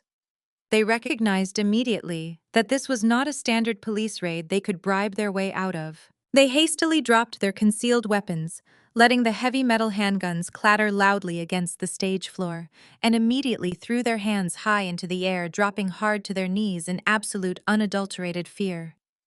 Near the back exits, the undercover domestic terrorists, attempting to flee with their briefcases full of illicit blood money, were violently slammed against the walls and floor, efficiently neutralized and heavily cuffed before they could even reach for the door handles. Their desperate attempts to escape the federal dragnet failed miserably under the overwhelming tactical superiority of the raid teams. Amidst the overwhelming sensory overload of the federal raid, my parents managed to completely misinterpret the entire situation. Their colossal, deeply ingrained arrogance and their desperate need to maintain their twisted narrative entirely blinded them to reality. My father Thomas stood on the stage looking out at the sea of tactical armor and weapons, and somehow genuinely assumed his vast wealth and social standing had magically summoned the ultimate police response to deal with his erratic daughter. He truly believed these federal agents had kicked down the doors of his prestigious charity gala solely to arrest me for supposedly attacking his golden child brother weeks ago. Thomas puffed out his chest, his face flushed red with exertion and twisted self-righteousness. He pointed a trembling, demanding finger frantically in my direction, desperately trying to command the highly trained federal raid team as if they were his own personal private security detail. "There she is!" Thomas bellowed at the top of his lungs. His booming voice projecting loudly through the microphone he still gripped tightly in his sweating hand. "Arrest that crazy woman immediately. She is the one who attacked my son. Take her away and lock her up right now." My mother Diane eagerly joined in his delusional crusade. She stood up from her front row seat, her expensive designer evening gown trembling as she shrieked hysterically at the tactical officers. She pointed her manicured fingers directly at me, her face contorted in a mask of vicious triumph. "Put her in handcuffs right this second," Diane screeched, her shrill voice piercing through the heavy operational commands of the agents. "She is a danger to this family and a danger to society. Drag her out of my sight." They were so utterly blinded by their own toxic narrative that they could not see the tactical agents systematically ignoring them completely. The lead tactical commander, a towering, imposing man, clad in full, heavy ballistic gear, with the bright yellow letters of the Department of Justice emblazoned boldly across his chest plate, entered the main floor. He strode purposefully down the center aisle, moving with a heavy, focused momentum that demanded immediate respect. Seeing the commander approaching the stage, Thomas took a confident step forward, adjusting his expensive tailored tuxedo jacket. He extended his right hand, preparing to warmly shake the commander's hand and graciously thank him for handling the family embarrassment so efficiently. Thomas expected deference. He expected the law enforcement officer to bow to his massive wealth and social influence. The tactical commander did not even look at Thomas. He completely ignored the wealthy patriarch brushing past his extended hand, as if Thomas were nothing more than a meaningless piece of decorative furniture. Thomas stumbled sideways, dropping his hand in sheer confusion, his mouth falling open as the heavily armed commander marched straight past him. The commander did not stop at the stage. He marched directly toward the center of the ballroom, where I was still standing, perfectly still, perfectly calm, bathed in the harsh, glaring light of the overhead spotlight. The entire room seemed to collectively hold its breath, watching the terrifyingly silent interaction unfold. The towering commander stopped his heavy combat boots, stopping directly in front of me. He snapped his heels together, stood at strict, rigorous military attention, and delivered a crisp, incredibly formal salute. Area completely secured, senior agent, he announced, his deep voice carrying clearly across the suddenly silent ballroom. All designated exits are fully locked down, and all primary targets are currently detained and restrained. We are holding positions and eagerly awaiting your direct orders. The collective gasp that erupted from the massive ballroom was instantaneous and perfectly synchronized. Hundreds of elite socialites, corrupt politicians, wealthy philanthropists, and my deeply toxic family members froze in a state of absolute paralyzing shock. The sheer impossible reality of the situation finally crashed down upon them like a crushing physical weight. The federal raid was not here to protect them. The tactical agents were not here to arrest the unruly, crazy daughter. They were here working directly for me. Thomas stumbled backward, his legs suddenly failing to support his weight. His jaw went entirely slack, hanging open in mute, horrifying disbelief. His fingers went limp and the microphone slipped from his trembling grasp, hitting the hard wooden surface of the stage with a loud, piercing screech of audio feedback that made several guests cover their ears. Diane covered her mouth with both hands, her eyes widening until they were nearly bulging out of her skull, unable to process the complete destruction of her perfect fabricated reality. She sank slowly into her expensive front row seat, her entire worldview fragmenting into tiny, irreparable pieces.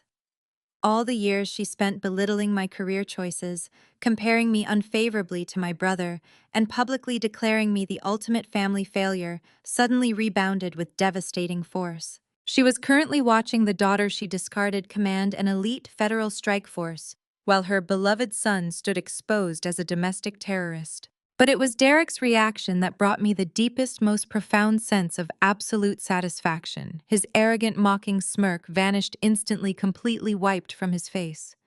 The healthy flush of alcohol and arrogance drained entirely from his skin, leaving him looking like a pale, sickly ghost. His confident posture crumpled, replaced by a mask of sheer, unadulterated horror. His eyes darted wildly from the saluting tactical commander to my calm, composed face. In that single terrifying moment, Derek finally realized that the massive, devastating federal raid was not for his invisible sister. It was specifically, explicitly, and undeniably for him. He realized that the woman he had physically threatened, the woman he had actively tried to ruin and render homeless, was actually the very federal authority holding his entire future in the palm of her hand. I finally moved. I took a slow, deliberate step forward, my emerald silk evening gown flowing gracefully around my legs. I ascended the short carpeted stairs onto the main stage, walking right past my trembling, hyperventilating father without giving him a single glance. I stepped directly in front of my brother, closing the distance between us until he was forced to look down into my cold, unyielding eyes. I reached slowly and methodically into my elegant designer clutch purse, the tiny, expensive bag that everyone in my family had assumed held absolutely nothing of any real importance. I bypassed the standard civilian items and grabbed the heavy, cold metal waiting inside. I pulled out a solid, customized Department of Justice federal agent badge, securely enclosed in a thick black leather case, and held it up high for the entire silent, horrified room to clearly see. The gleaming gold shield caught the harsh spotlight, reflecting a blinding beam of undeniable, absolute authority across the ruined charity gala. I watched Derek's knees begin to buckle his lungs, struggling to pull oxygen into his chest, as the full devastating weight of his impending incarceration crushed his arrogant spirit. His entire criminal empire, his stolen military hardware, and his massive offshore bank accounts meant absolutely nothing now. "You made a severe miscalculation when you grabbed my wrist at that party," I stated, my voice ringing out with chilling, absolute authority over the silent ballroom. "I am not the invisible failure you thought you could easily discard.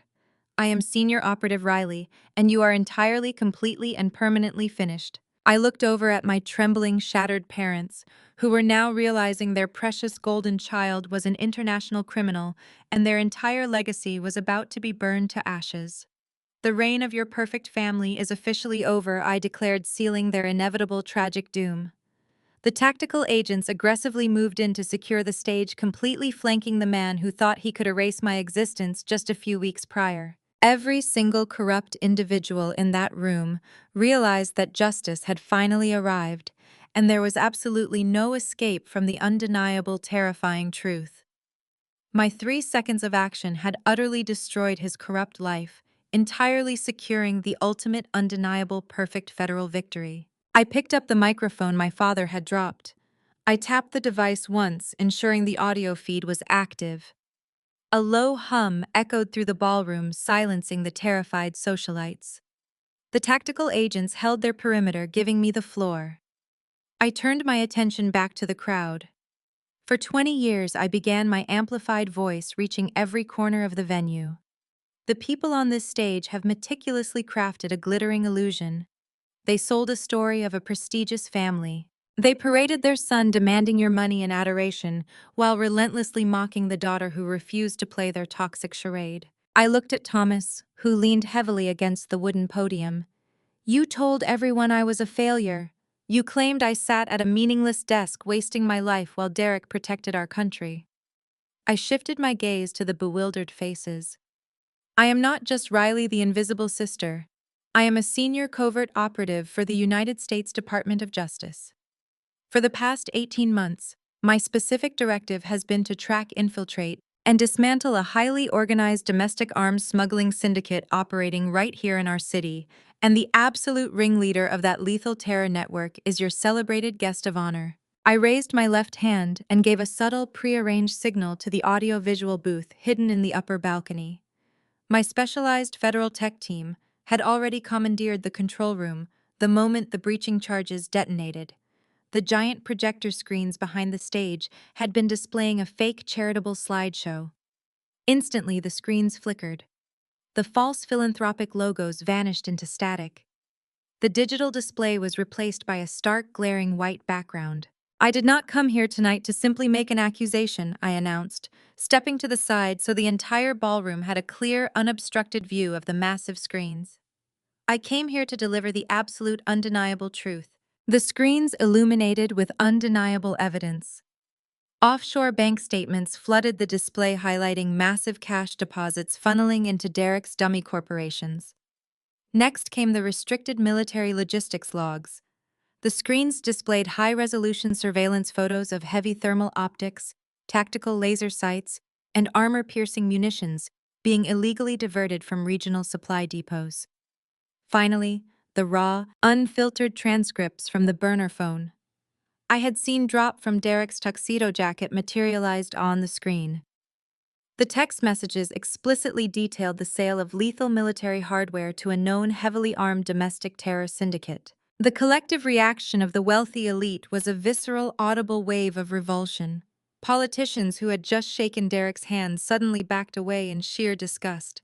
Philanthropists who had written massive checks to this fake charity realized they had been actively funding domestic terrorism.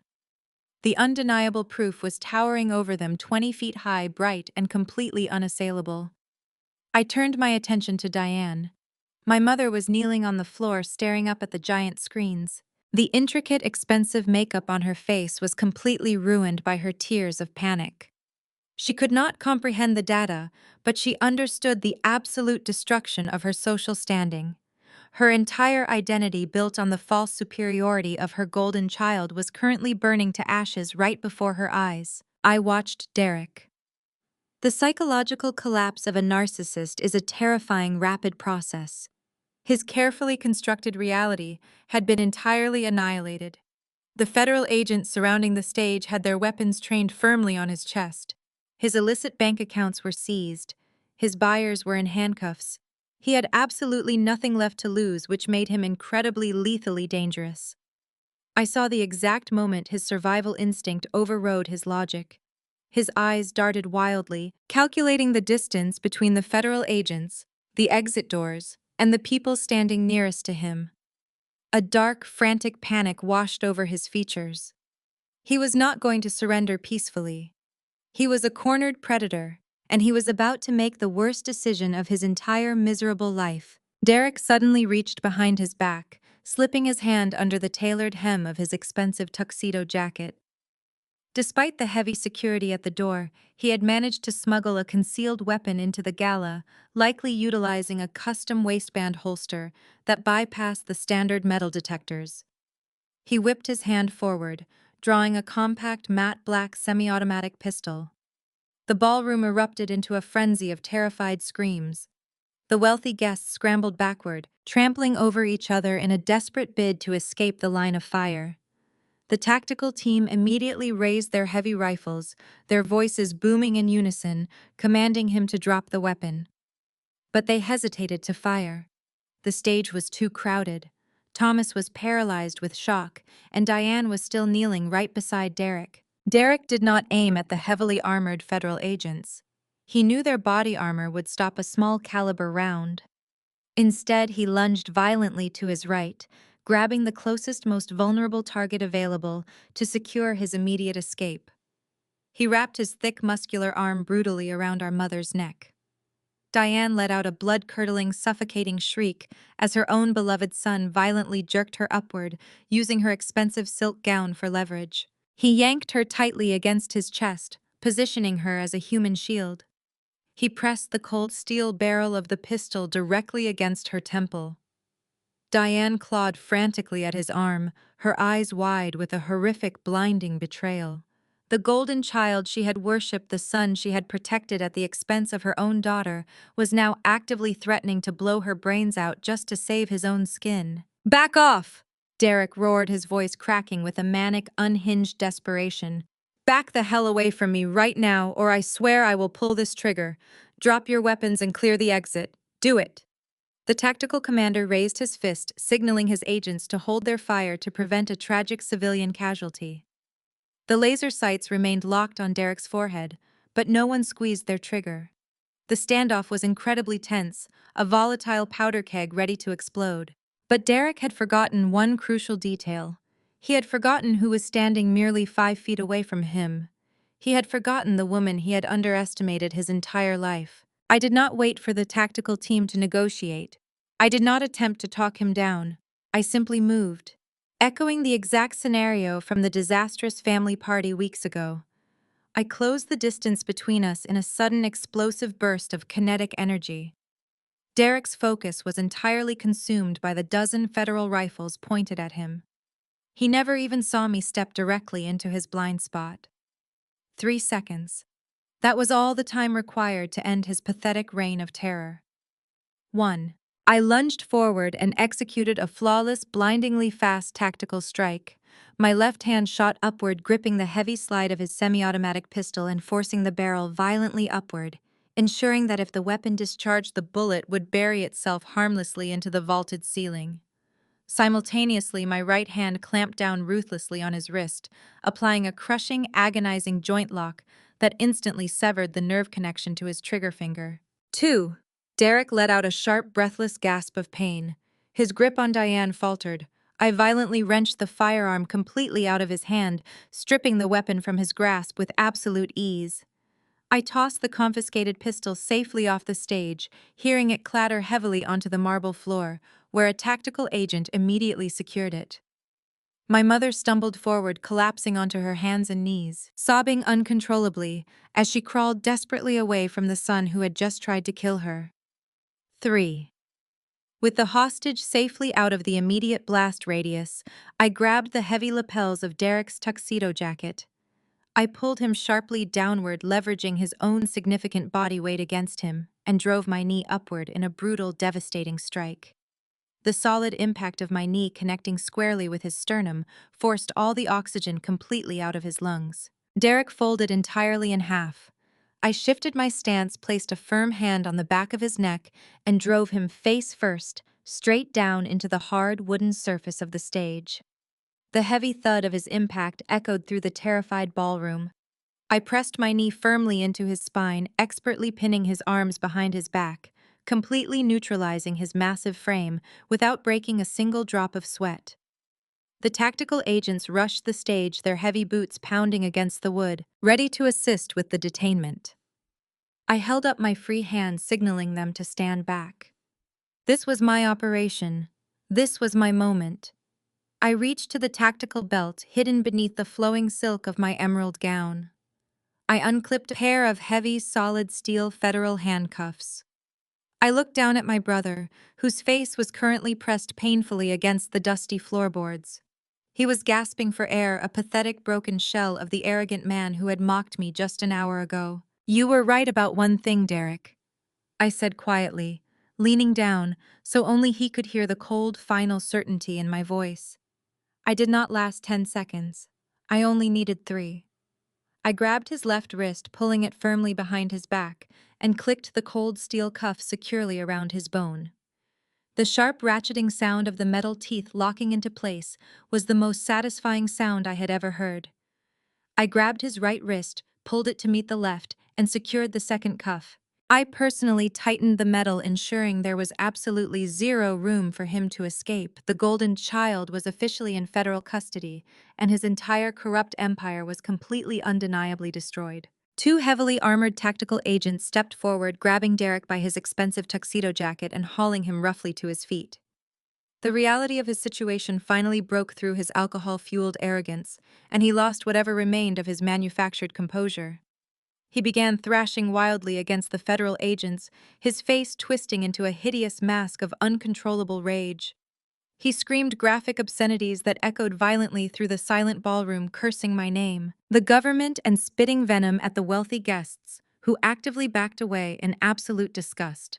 His military discipline had evaporated, leaving nothing but a desperate criminal violently resisting the consequences of his horrific actions. Thomas and Diane remained frozen on the stage, watching their precious golden child being aggressively dragged toward the shattered main entrance. The flawless illusion they spent decades meticulously constructing was disintegrating before their eyes. They realized with paralyzing terror that Derek was completely ruined. Their beloved war hero was going to spend the rest of his life in a federal penitentiary. More importantly to them, the massive scandal would obliterate their precious social standing, their elite country club memberships, and the pristine public image they valued far above their own daughter. Desperate to salvage his crumbling family empire, Thomas frantically scanned the terrified crowd in search of an escape route, a loophole, or a convenient scapegoat.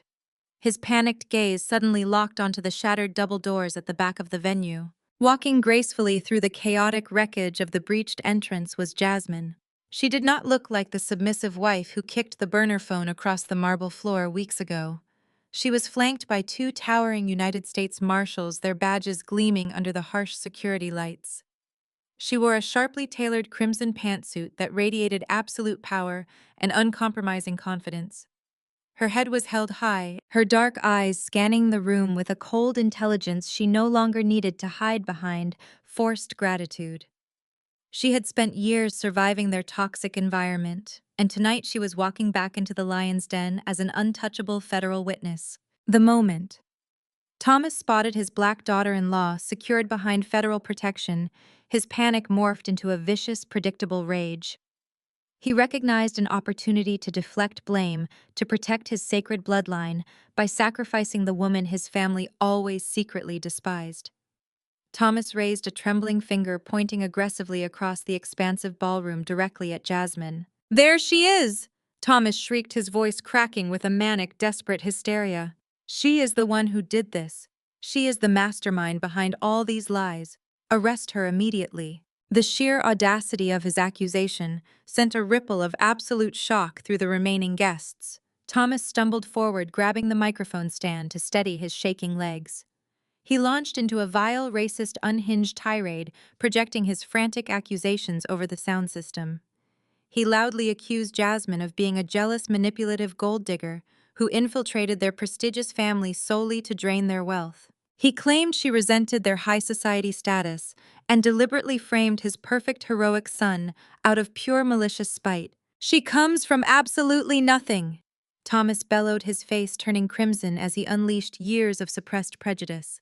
"We gave her everything. A beautiful home, unlimited credit cards, and a respectable name. This is how she repays us. She planted that phone. She falsified those ridiculous bank records. Derek is an honorable, decorated soldier. He would never betray his country. It was her. She set up the entire operation because she wanted to steal his money and destroy his immaculate reputation." Thomas turned his frantic eyes back toward me. The same man who publicly disowned me, called me a psychotic failure, and threatened to lock me inside a psychiatric facility was now desperately trying to play the fragile card of familial blood. He reached his hand out, his voice dropping into a pathetic, pleading whimper. "Riley, you have to believe me," Thomas begged, tears of panic welling in his eyes. "You are my daughter. We are your blood. You know your brother. You know Derek is a good, righteous boy who served his country with honor. He would never do these terrible things. You have to listen to your father. That manipulative woman is playing you. She is using your federal authority to execute her sick vendetta against our family. Arrest her, Riley. Put the handcuffs on her and let your brother go.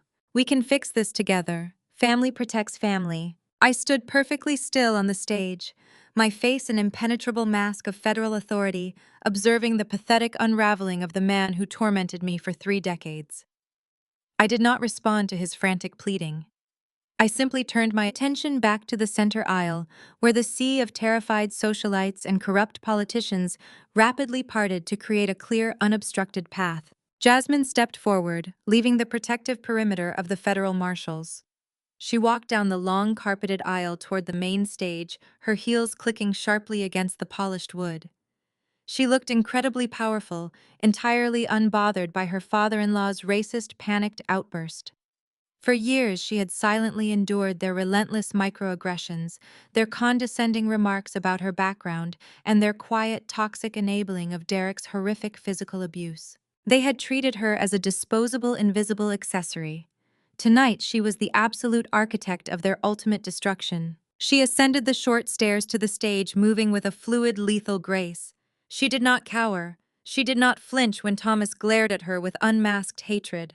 She walked directly past him, completely ignoring his frantic, heavy breathing, as if he were nothing more than an unpleasant, insignificant stain on the floorboards.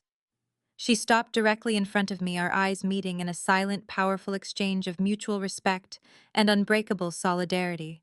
We were 2 women who had been systematically underestimated, abused, and discarded by this corrupt family, and together we had just brought their entire criminal empire to its absolute knees. Jasmine reached into her sleek designer leather tote bag.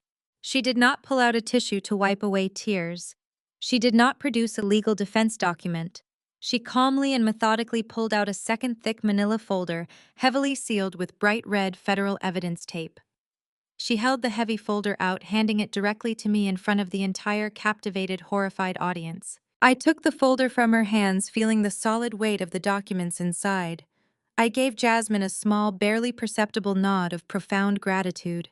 She had risked her own life to extract this critical intelligence from the heart of Derek's operation. She had displayed more courage, integrity, and raw strength in the past few weeks than my brother had shown in his entire fabricated military career. Jasmine took a single step back, crossing her arms over her chest, a serene, victorious smile playing on her lips as she prepared to watch the final devastating act of this carefully orchestrated performance. I broke the federal evidence seal, ripping the red tape with a sharp, echoing tear that sounded incredibly loud in the dead silent ballroom. I opened the thick manila folder, my trained eyes quickly scanning the top page of the densely packed financial documents. The meticulous, highly encrypted data staring back at me was even more damning than the initial offshore accounts we had previously uncovered. Jasmine had not just found the bottom of the rabbit hole. She had completely excavated the entire corrupt foundation of my parents' wealthy, prestigious empire. I slowly raised the microphone back to my lips, my gaze shifting from the indisputable federal evidence in my hands to the sweating, trembling face of my father. Thomas stared back at me, his chest heaving with desperate, frantic breaths. He was still clinging to the pathetic, delusional hope that I would magically side with his corrupt bloodline and order the tactical agents to release his beloved terroristic son. He was waiting for me to validate his racist, desperate lies. I let the heavy, suffocating silence stretch for 3 agonizing seconds, ensuring every single person in the room was hanging on to my next words. Actually, Thomas, I said, my voice echoing with a cold, devastating finality that completely shattered his fragile, desperate illusion. Jasmine did not frame anyone. Your golden child built that domestic terror supply chain entirely on his own. I pulled the top document from the folder holding the thick stack of financial ledgers up under the glaring heat of the spotlight. I watched the last remaining ounce of color drain instantly from my father's face as his eyes locked onto the familiar corporate letterhead printed clearly across the top of the page. But she did find the secondary ledgers. I continued, my voice cutting through the ballroom like a razor-sharp blade. The ones proving that your prestigious real estate firm has been laundering Derek's weapons money for the past 3 years. The deafening silence that followed my final declaration was profound and absolute. Thomas stared at the projected ledgers on the massive screens, his eyes tracking the undeniable record of his own corporate complicity. The intricate web of his prestigious real estate firm, the very foundation of our family's immense wealth and towering social status, was exposed as nothing more than a sophisticated washing machine for domestic terrorist funds. I lowered the microphone, signaling the tactical commander standing at the edge of the stage. The federal net finally closed. 4 heavily armored federal agents stepped forward, their heavy combat boots thudding against the polished wood of the stage. They bypassed the shattered remnants of the charity auction displays and flanked my parents. Thomas tried to step backward, his hands raising in a pathetic, feeble attempt to ward off the inevitable. He opened his mouth to issue a command, perhaps to summon a high-priced corporate lawyer or demand to speak with a local police chief he mistakenly believed he still owned. But the words died in his throat as a federal agent firmly grabbed his tailored tuxedo jacket, spun him around, and forced his arms behind his back. For the first time in his arrogant, sheltered life, Thomas realized that his vast wealth could not buy his way out of federal custody.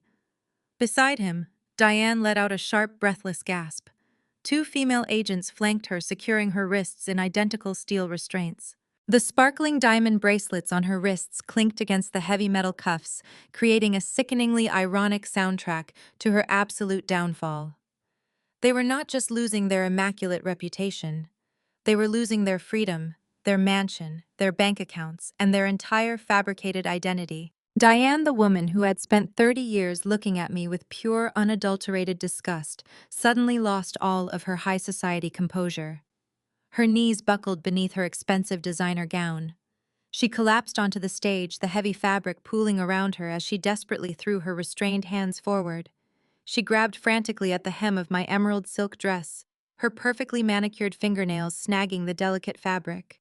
Her face was completely ruined, smeared with expensive cosmetics and raw, unhinged terror.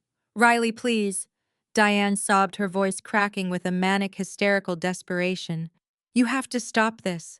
Tell them to take these things off me. You are my beautiful, brilliant girl. I always knew you were destined for greatness. Please, sweetheart, use your government clearance to make this go away. We can fix this. We can give you anything you want." Thomas, struggling against the firm grip of the federal agents, leaned forward, his face flushed and dripping with sweat. "Riley, listen to your mother," he pleaded, his deep, authoritative voice reduced to a pathetic, trembling whine. "We are your blood. We are the ones who raised you. You cannot let them take us away. Family protects family. We made mistakes, yes, but we did it all for the legacy. You have the power to shut this down. Tell your commander this is a massive misunderstanding. Tell them Derek acted alone and manipulated our company accounts. We will disown him. We will give you his share of the estate. Just protect us." I stood perfectly still, looking down at the 2 people who had made my existence a living hell for decades. The physical contact of my mother grasping my dress did not evoke a single shred of empathy. The desperate bargains falling from my father's lips only solidified my absolute revulsion. I reached down, firmly grasped the delicate silk of my gown, and physically pried my mother's trembling fingers off the fabric.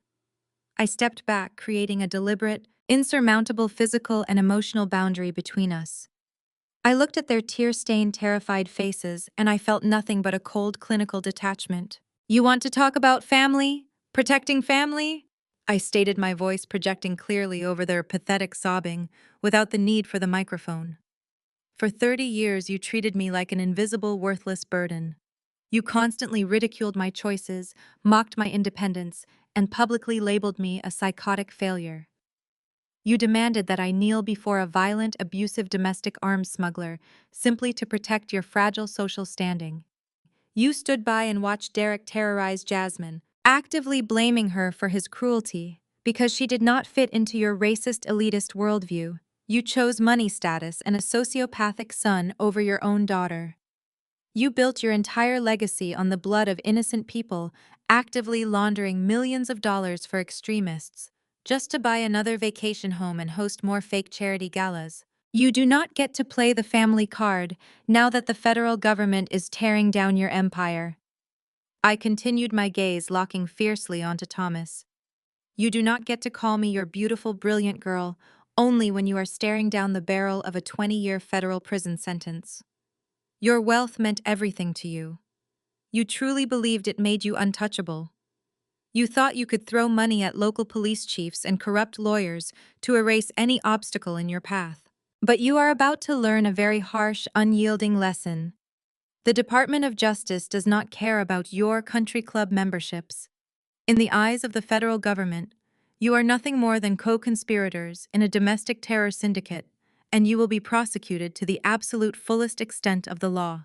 The elite guests gathered in the grand ballroom remained perfectly silent, paralyzed by the horrific spectacle unfolding on the stage. The very people my parents had spent their entire lives trying to impress were now actively witnessing their utter destruction. No one stepped forward to defend Thomas. No one offered to call an attorney for Diane. They were treating my parents like a highly contagious disease, terrified that even a passing association with a federal terror investigation would completely ruin their own pristine reputations. They knew the era of this family was officially over. Diane continued to weep, her heavy sobs echoing through the cavernous space. "But Riley, we are your parents," she wailed, her voice echoing with a pathetic, entitled desperation. "We gave you life.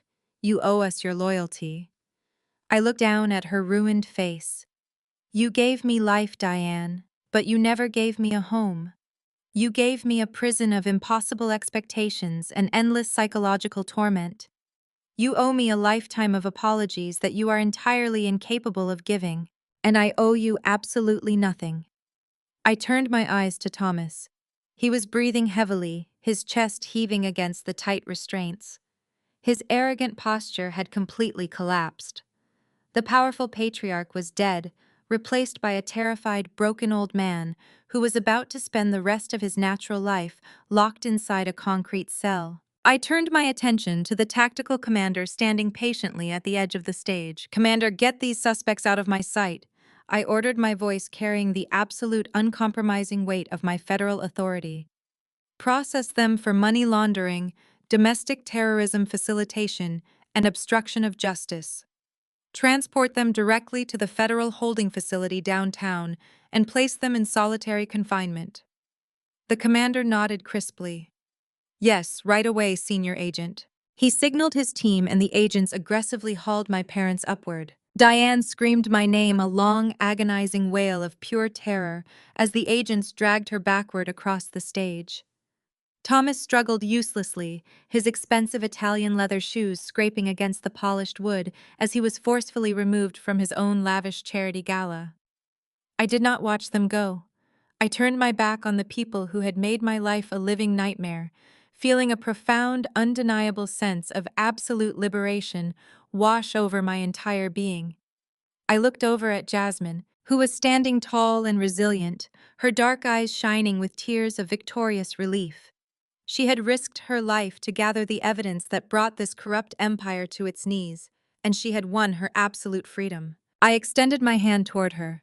She took it firmly, her grip solid and unwavering. Together we walked down the short stairs and stepped onto the main ballroom floor. As we moved toward the shattered double doors, the massive crowd of terrified, awestruck elite guests immediately parted before us. They scrambled out of our way, clearing a wide, unobstructed path through the center of the room. They parted like the Red Sea, staring at me with a potent mixture of absolute awe and sheer, unadulterated terror. The invisible, forgotten sister had orchestrated the most devastating, flawless reckoning their privileged world had ever seen.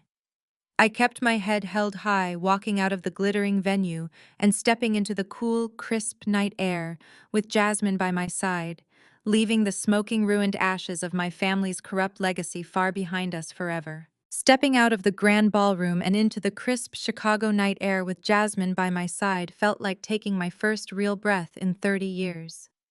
The flashing red and blue lights of the federal blockade painted the towering facade of the Grand Heritage Hotel, illuminating the absolute destruction of my family's corrupt empire. We did not look back. We did not need to.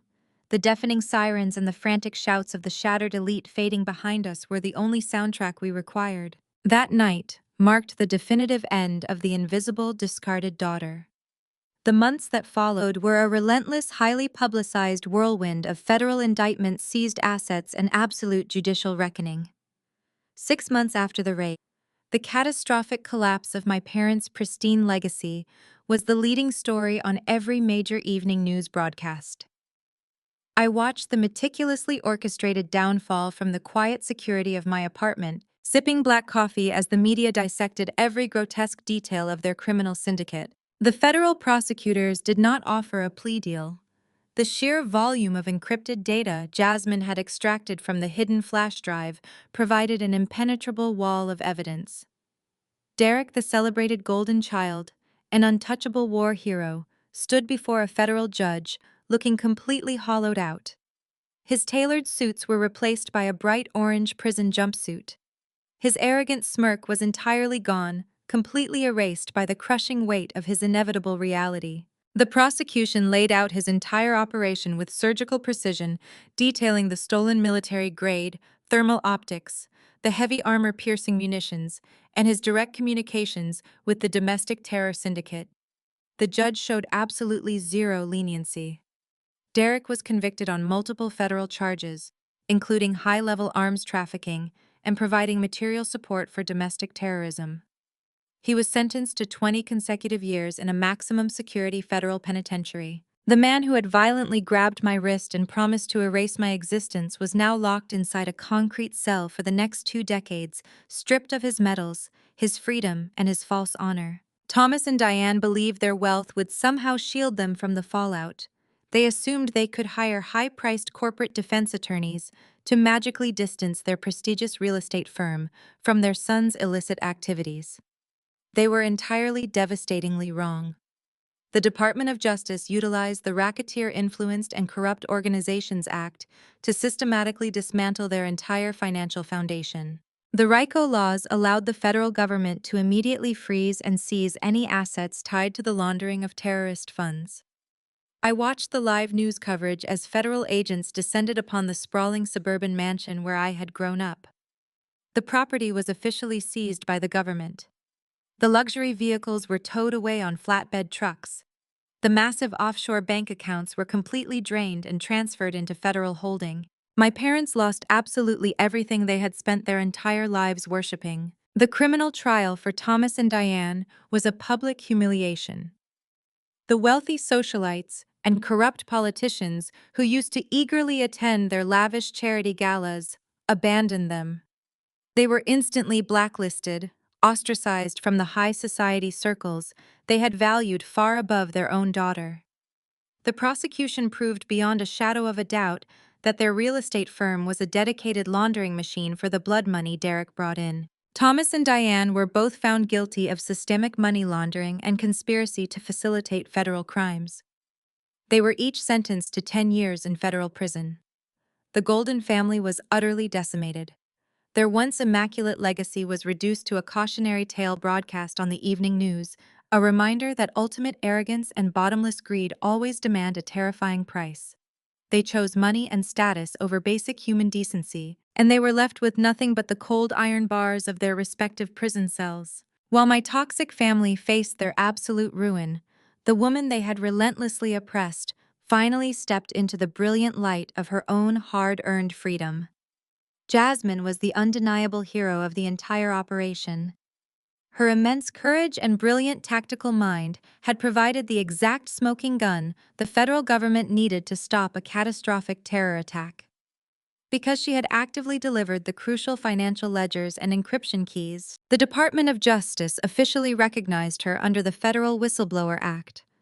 This specific federal provision legally entitled the informant to a significant percentage of the total illicit assets seized during the investigation.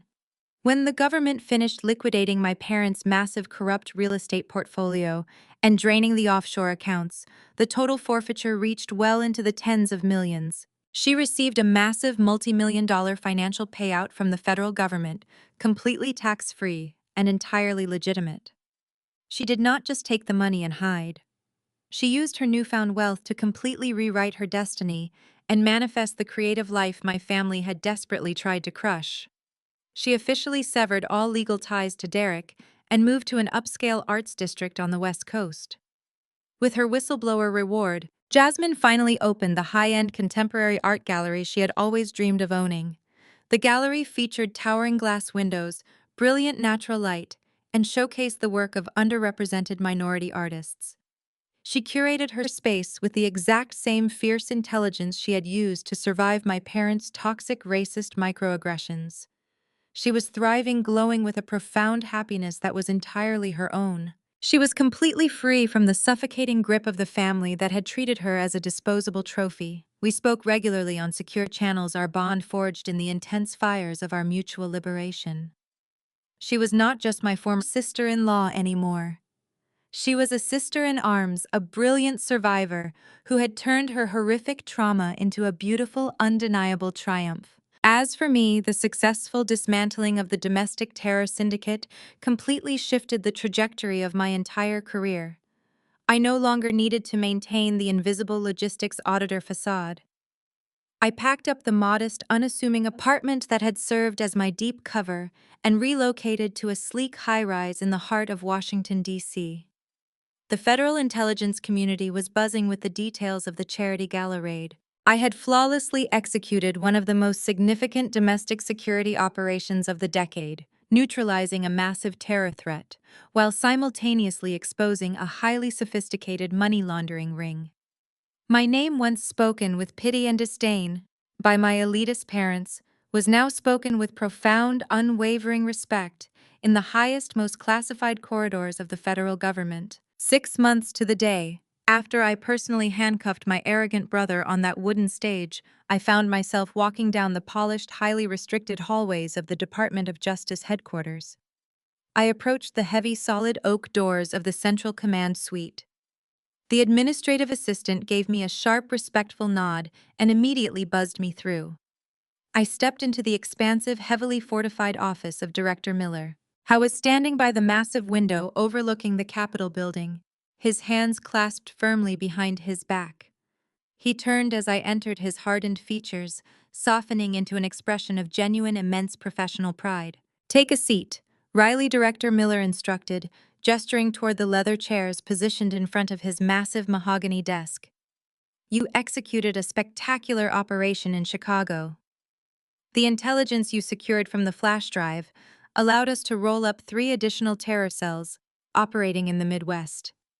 Your tactical precision and absolute emotional control under unprecedented personal pressure were nothing short of extraordinary." The director paused, walking over to his desk and picking up a thick, heavily redacted manila folder sealed with bright red Level 8 security tape. He did not offer me a standard commendation medal or a certificate of achievement. The United States government required leaders who could operate flawlessly in the darkest, most volatile environments. Director Miller slid the classified folder directly across the polished wood of his desk. It stopped in front of my hands. The executive board has unanimously reviewed your operational file, he stated, his voice resonating with undeniable authority. We are officially offering you the position of Director of Covert Operations. It is a monumental promotion, Riley. You will have absolute unchecked command over our most elite classified international task forces. I stared down at the red security tape, the sheer magnitude of the offer washing over me. It was the absolute pinnacle of my career, the undeniable proof of my true strength. I slowly reached out and placed my hand firmly over the classified file. I am deeply honored, Director, I replied, my voice steady, projecting lethal confidence. I am ready to accept the command. However, I tapped the heavy folder once. There is exactly one final, highly personal, unresolved matter I need to attend to before I officially assume my new leadership role. The crisp November wind blew gently across the sprawling acres of my newly purchased property in the Virginia countryside. It was Thanksgiving Day, a holiday that used to fill me with a suffocating sense of dread. For 3 decades, this particular Thursday had been a grueling marathon of psychological endurance. I used to sit at the far end of an expansive mahogany table in my parents' pristine Chicago mansion, silently pushing expensive, tasteless food around my porcelain plate while my family took turns dismantling my self-esteem. They would mock my simple clothing, criticize my fake logistics career, and raise their expensive crystal glasses to toast the absolute brilliance of my brother. Today, the atmosphere in my home could not have been more completely different. The rich, comforting aroma of roasted turkey, warm spices, and fresh-baked bread filled the expansive, warmly lit kitchen. There were no fragile antique display cases here, no pretentious rules of high society etiquette, and absolutely no toxic judgment. I stood by the large granite kitchen island, holding a mug of hot apple cider, and simply watched the beautiful chaotic joy unfolding in my living room. A loud, booming burst of genuine laughter echoed near the stone fireplace. The sound came from Carter, the towering tactical commander who had marched straight past my bewildered father during the raid at the charity gala. I was currently losing a highly competitive game of cards against 3 other heavily armored tactical agents who had breached the ballroom doors that night. They were dressed in comfortable sweaters and jeans, their federal badges and tactical gear left far behind. These were the men and women who had trusted me with their lives in the most volatile, dangerous operational environments across the globe. They did not care about my social standing or my bank account. They cared about integrity, courage, and absolute loyalty. Sitting comfortably on the plush leather sofa, engaged in a deep, animated conversation with my commanding officers, was Jasmine. The transformation in my sister-in-law was nothing short of miraculous. The nervous, silent, trembling woman, who used to hide her fading bruises beneath thick layers of expensive makeup, was completely gone. In her place sat a vibrant, incredibly powerful entrepreneur. She wore a stunning, brilliantly colored dress that radiated her profound internal confidence. Director Miller walked into the kitchen, his usual stern, authoritative demeanor softened by the warmth of the holiday gathering. He poured himself a cup of coffee and stood beside me, looking out at the noisy, joyful living room. "You have a beautiful home, Riley," he said quietly, his voice carrying a deep paternal warmth. "It is a long way from that abandoned, bullet-ridden diner on Route 9. I smiled, taking a sip of my cider. "It is exactly where I'm supposed to be, Director." He nodded in agreement, turning his gaze toward me. "You know the executive board is still talking about your transition strategy. Your first 3 months as the Director of Covert Operations have been the most efficient and productive in the history of the agency. You have completely restructured our international intelligence protocols. You were always meant to lead, Riley. You just needed the right environment to thrive." His words settled warmly in my chest. The promotion to Director of Covert Operations had been a monumental shift in my career. I no longer operated in the shadows, hiding my true capabilities behind the dull, unassuming facade of a logistics auditor. I was now actively leading the most elite, highly classified task forces in the federal government, utilizing my strategic mind to protect the nation on a massive scale. I had finally stepped into my true power, completely unburdened by the suffocating toxic expectations of the people who shared my bloodline. As the afternoon transitioned into evening, we all gathered around the massive rustic dining table I had specifically chosen for this space. It was not polished mahogany, and there were no assigned seats based on a superficial hierarchy.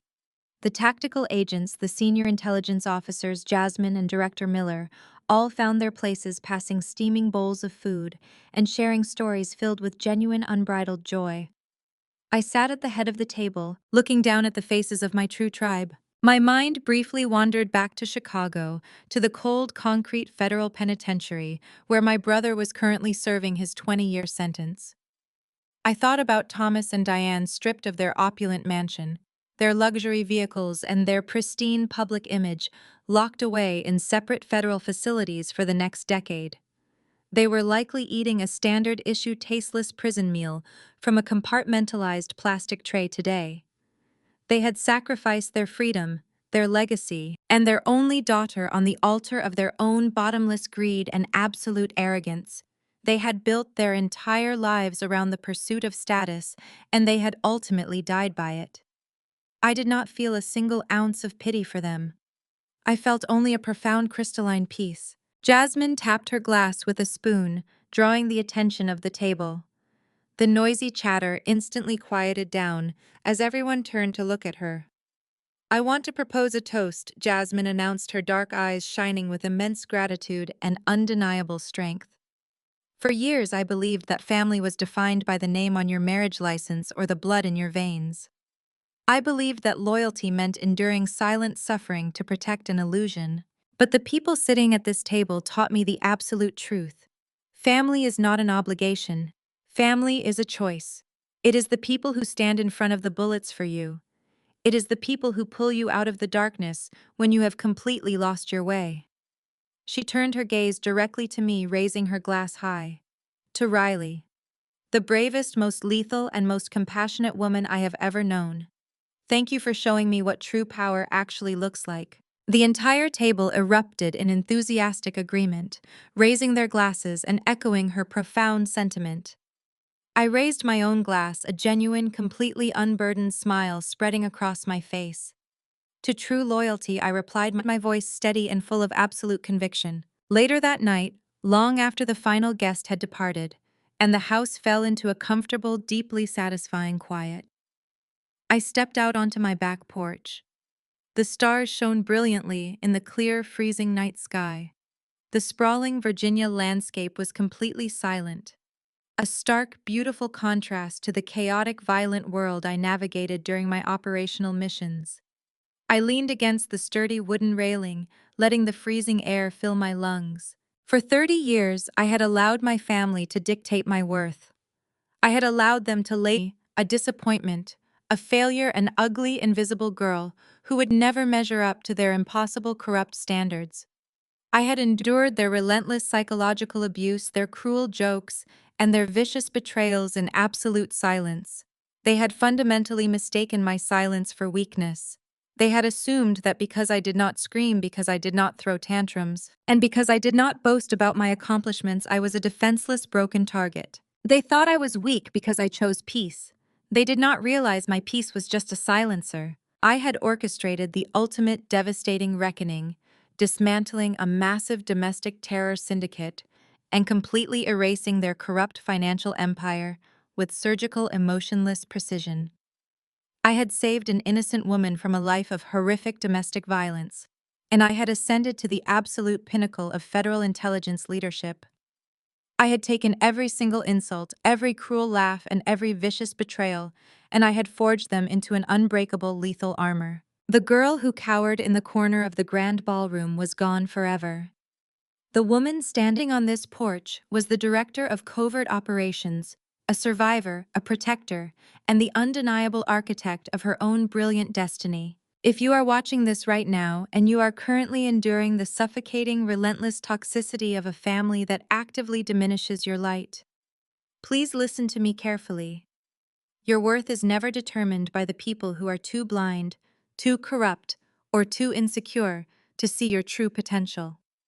You do not owe your loyalty to people who use your bloodline as a weapon to control you. You have the absolute power to rewrite your narrative to build your own chosen family and to walk away from the table when respect is no longer being served. Have you ever had to stand up to a toxic family dynamic and orchestrate your own profound comeback? Have you ever had to build your own chosen family from the ground up? I want to hear your stories of survival strength and ultimate vindication in the comments below. If this story resonated with you, please hit that like button, subscribe to the channel, and share this video with anyone who needs a powerful reminder that their quiet strength is their greatest weapon. Thank you so much for watching, and remember, your ultimate victory is always entirely in your own hands.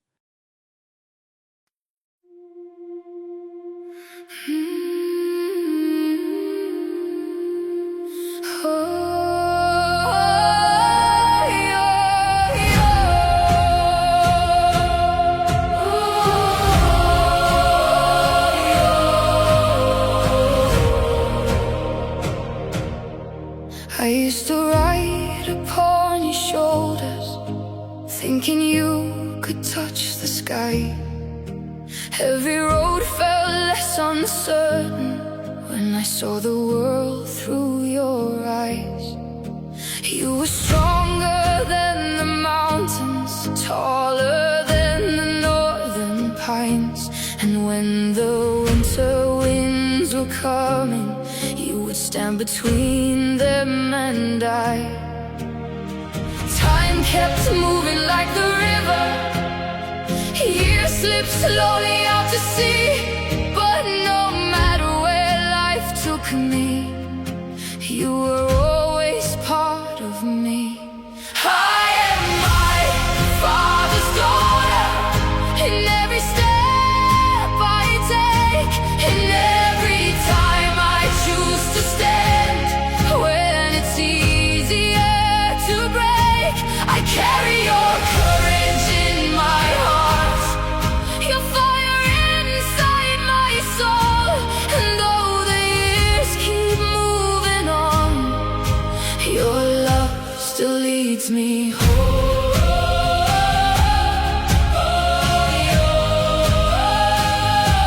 You taught me strength is not in power, but in kindness when it's hard.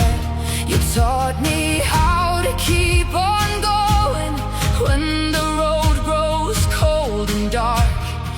Every lesson, every story, every laugh around the flame lies within me like an echo, calling softly through my name. And when I face my greatest battles, when I feel I can't go on, I can hear your voice beside me saying, child, you're stronger than you know.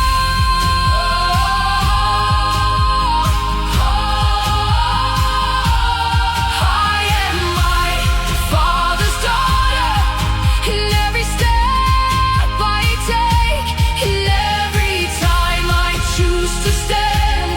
When it's easier to break, I carry your courage in my heart, your fire inside my soul. And though the years keep moving on, your love still leads me home.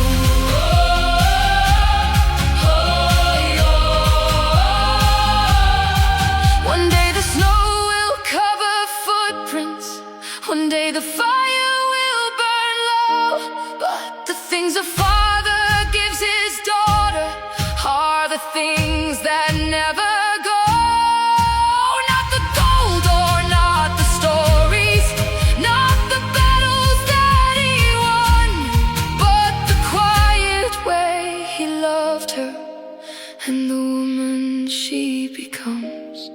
I am my father's daughter, and I always will remain. Through every triumph, every loss, through every joy and every pain, the world may change around me, the stars may fade above, but I will always care.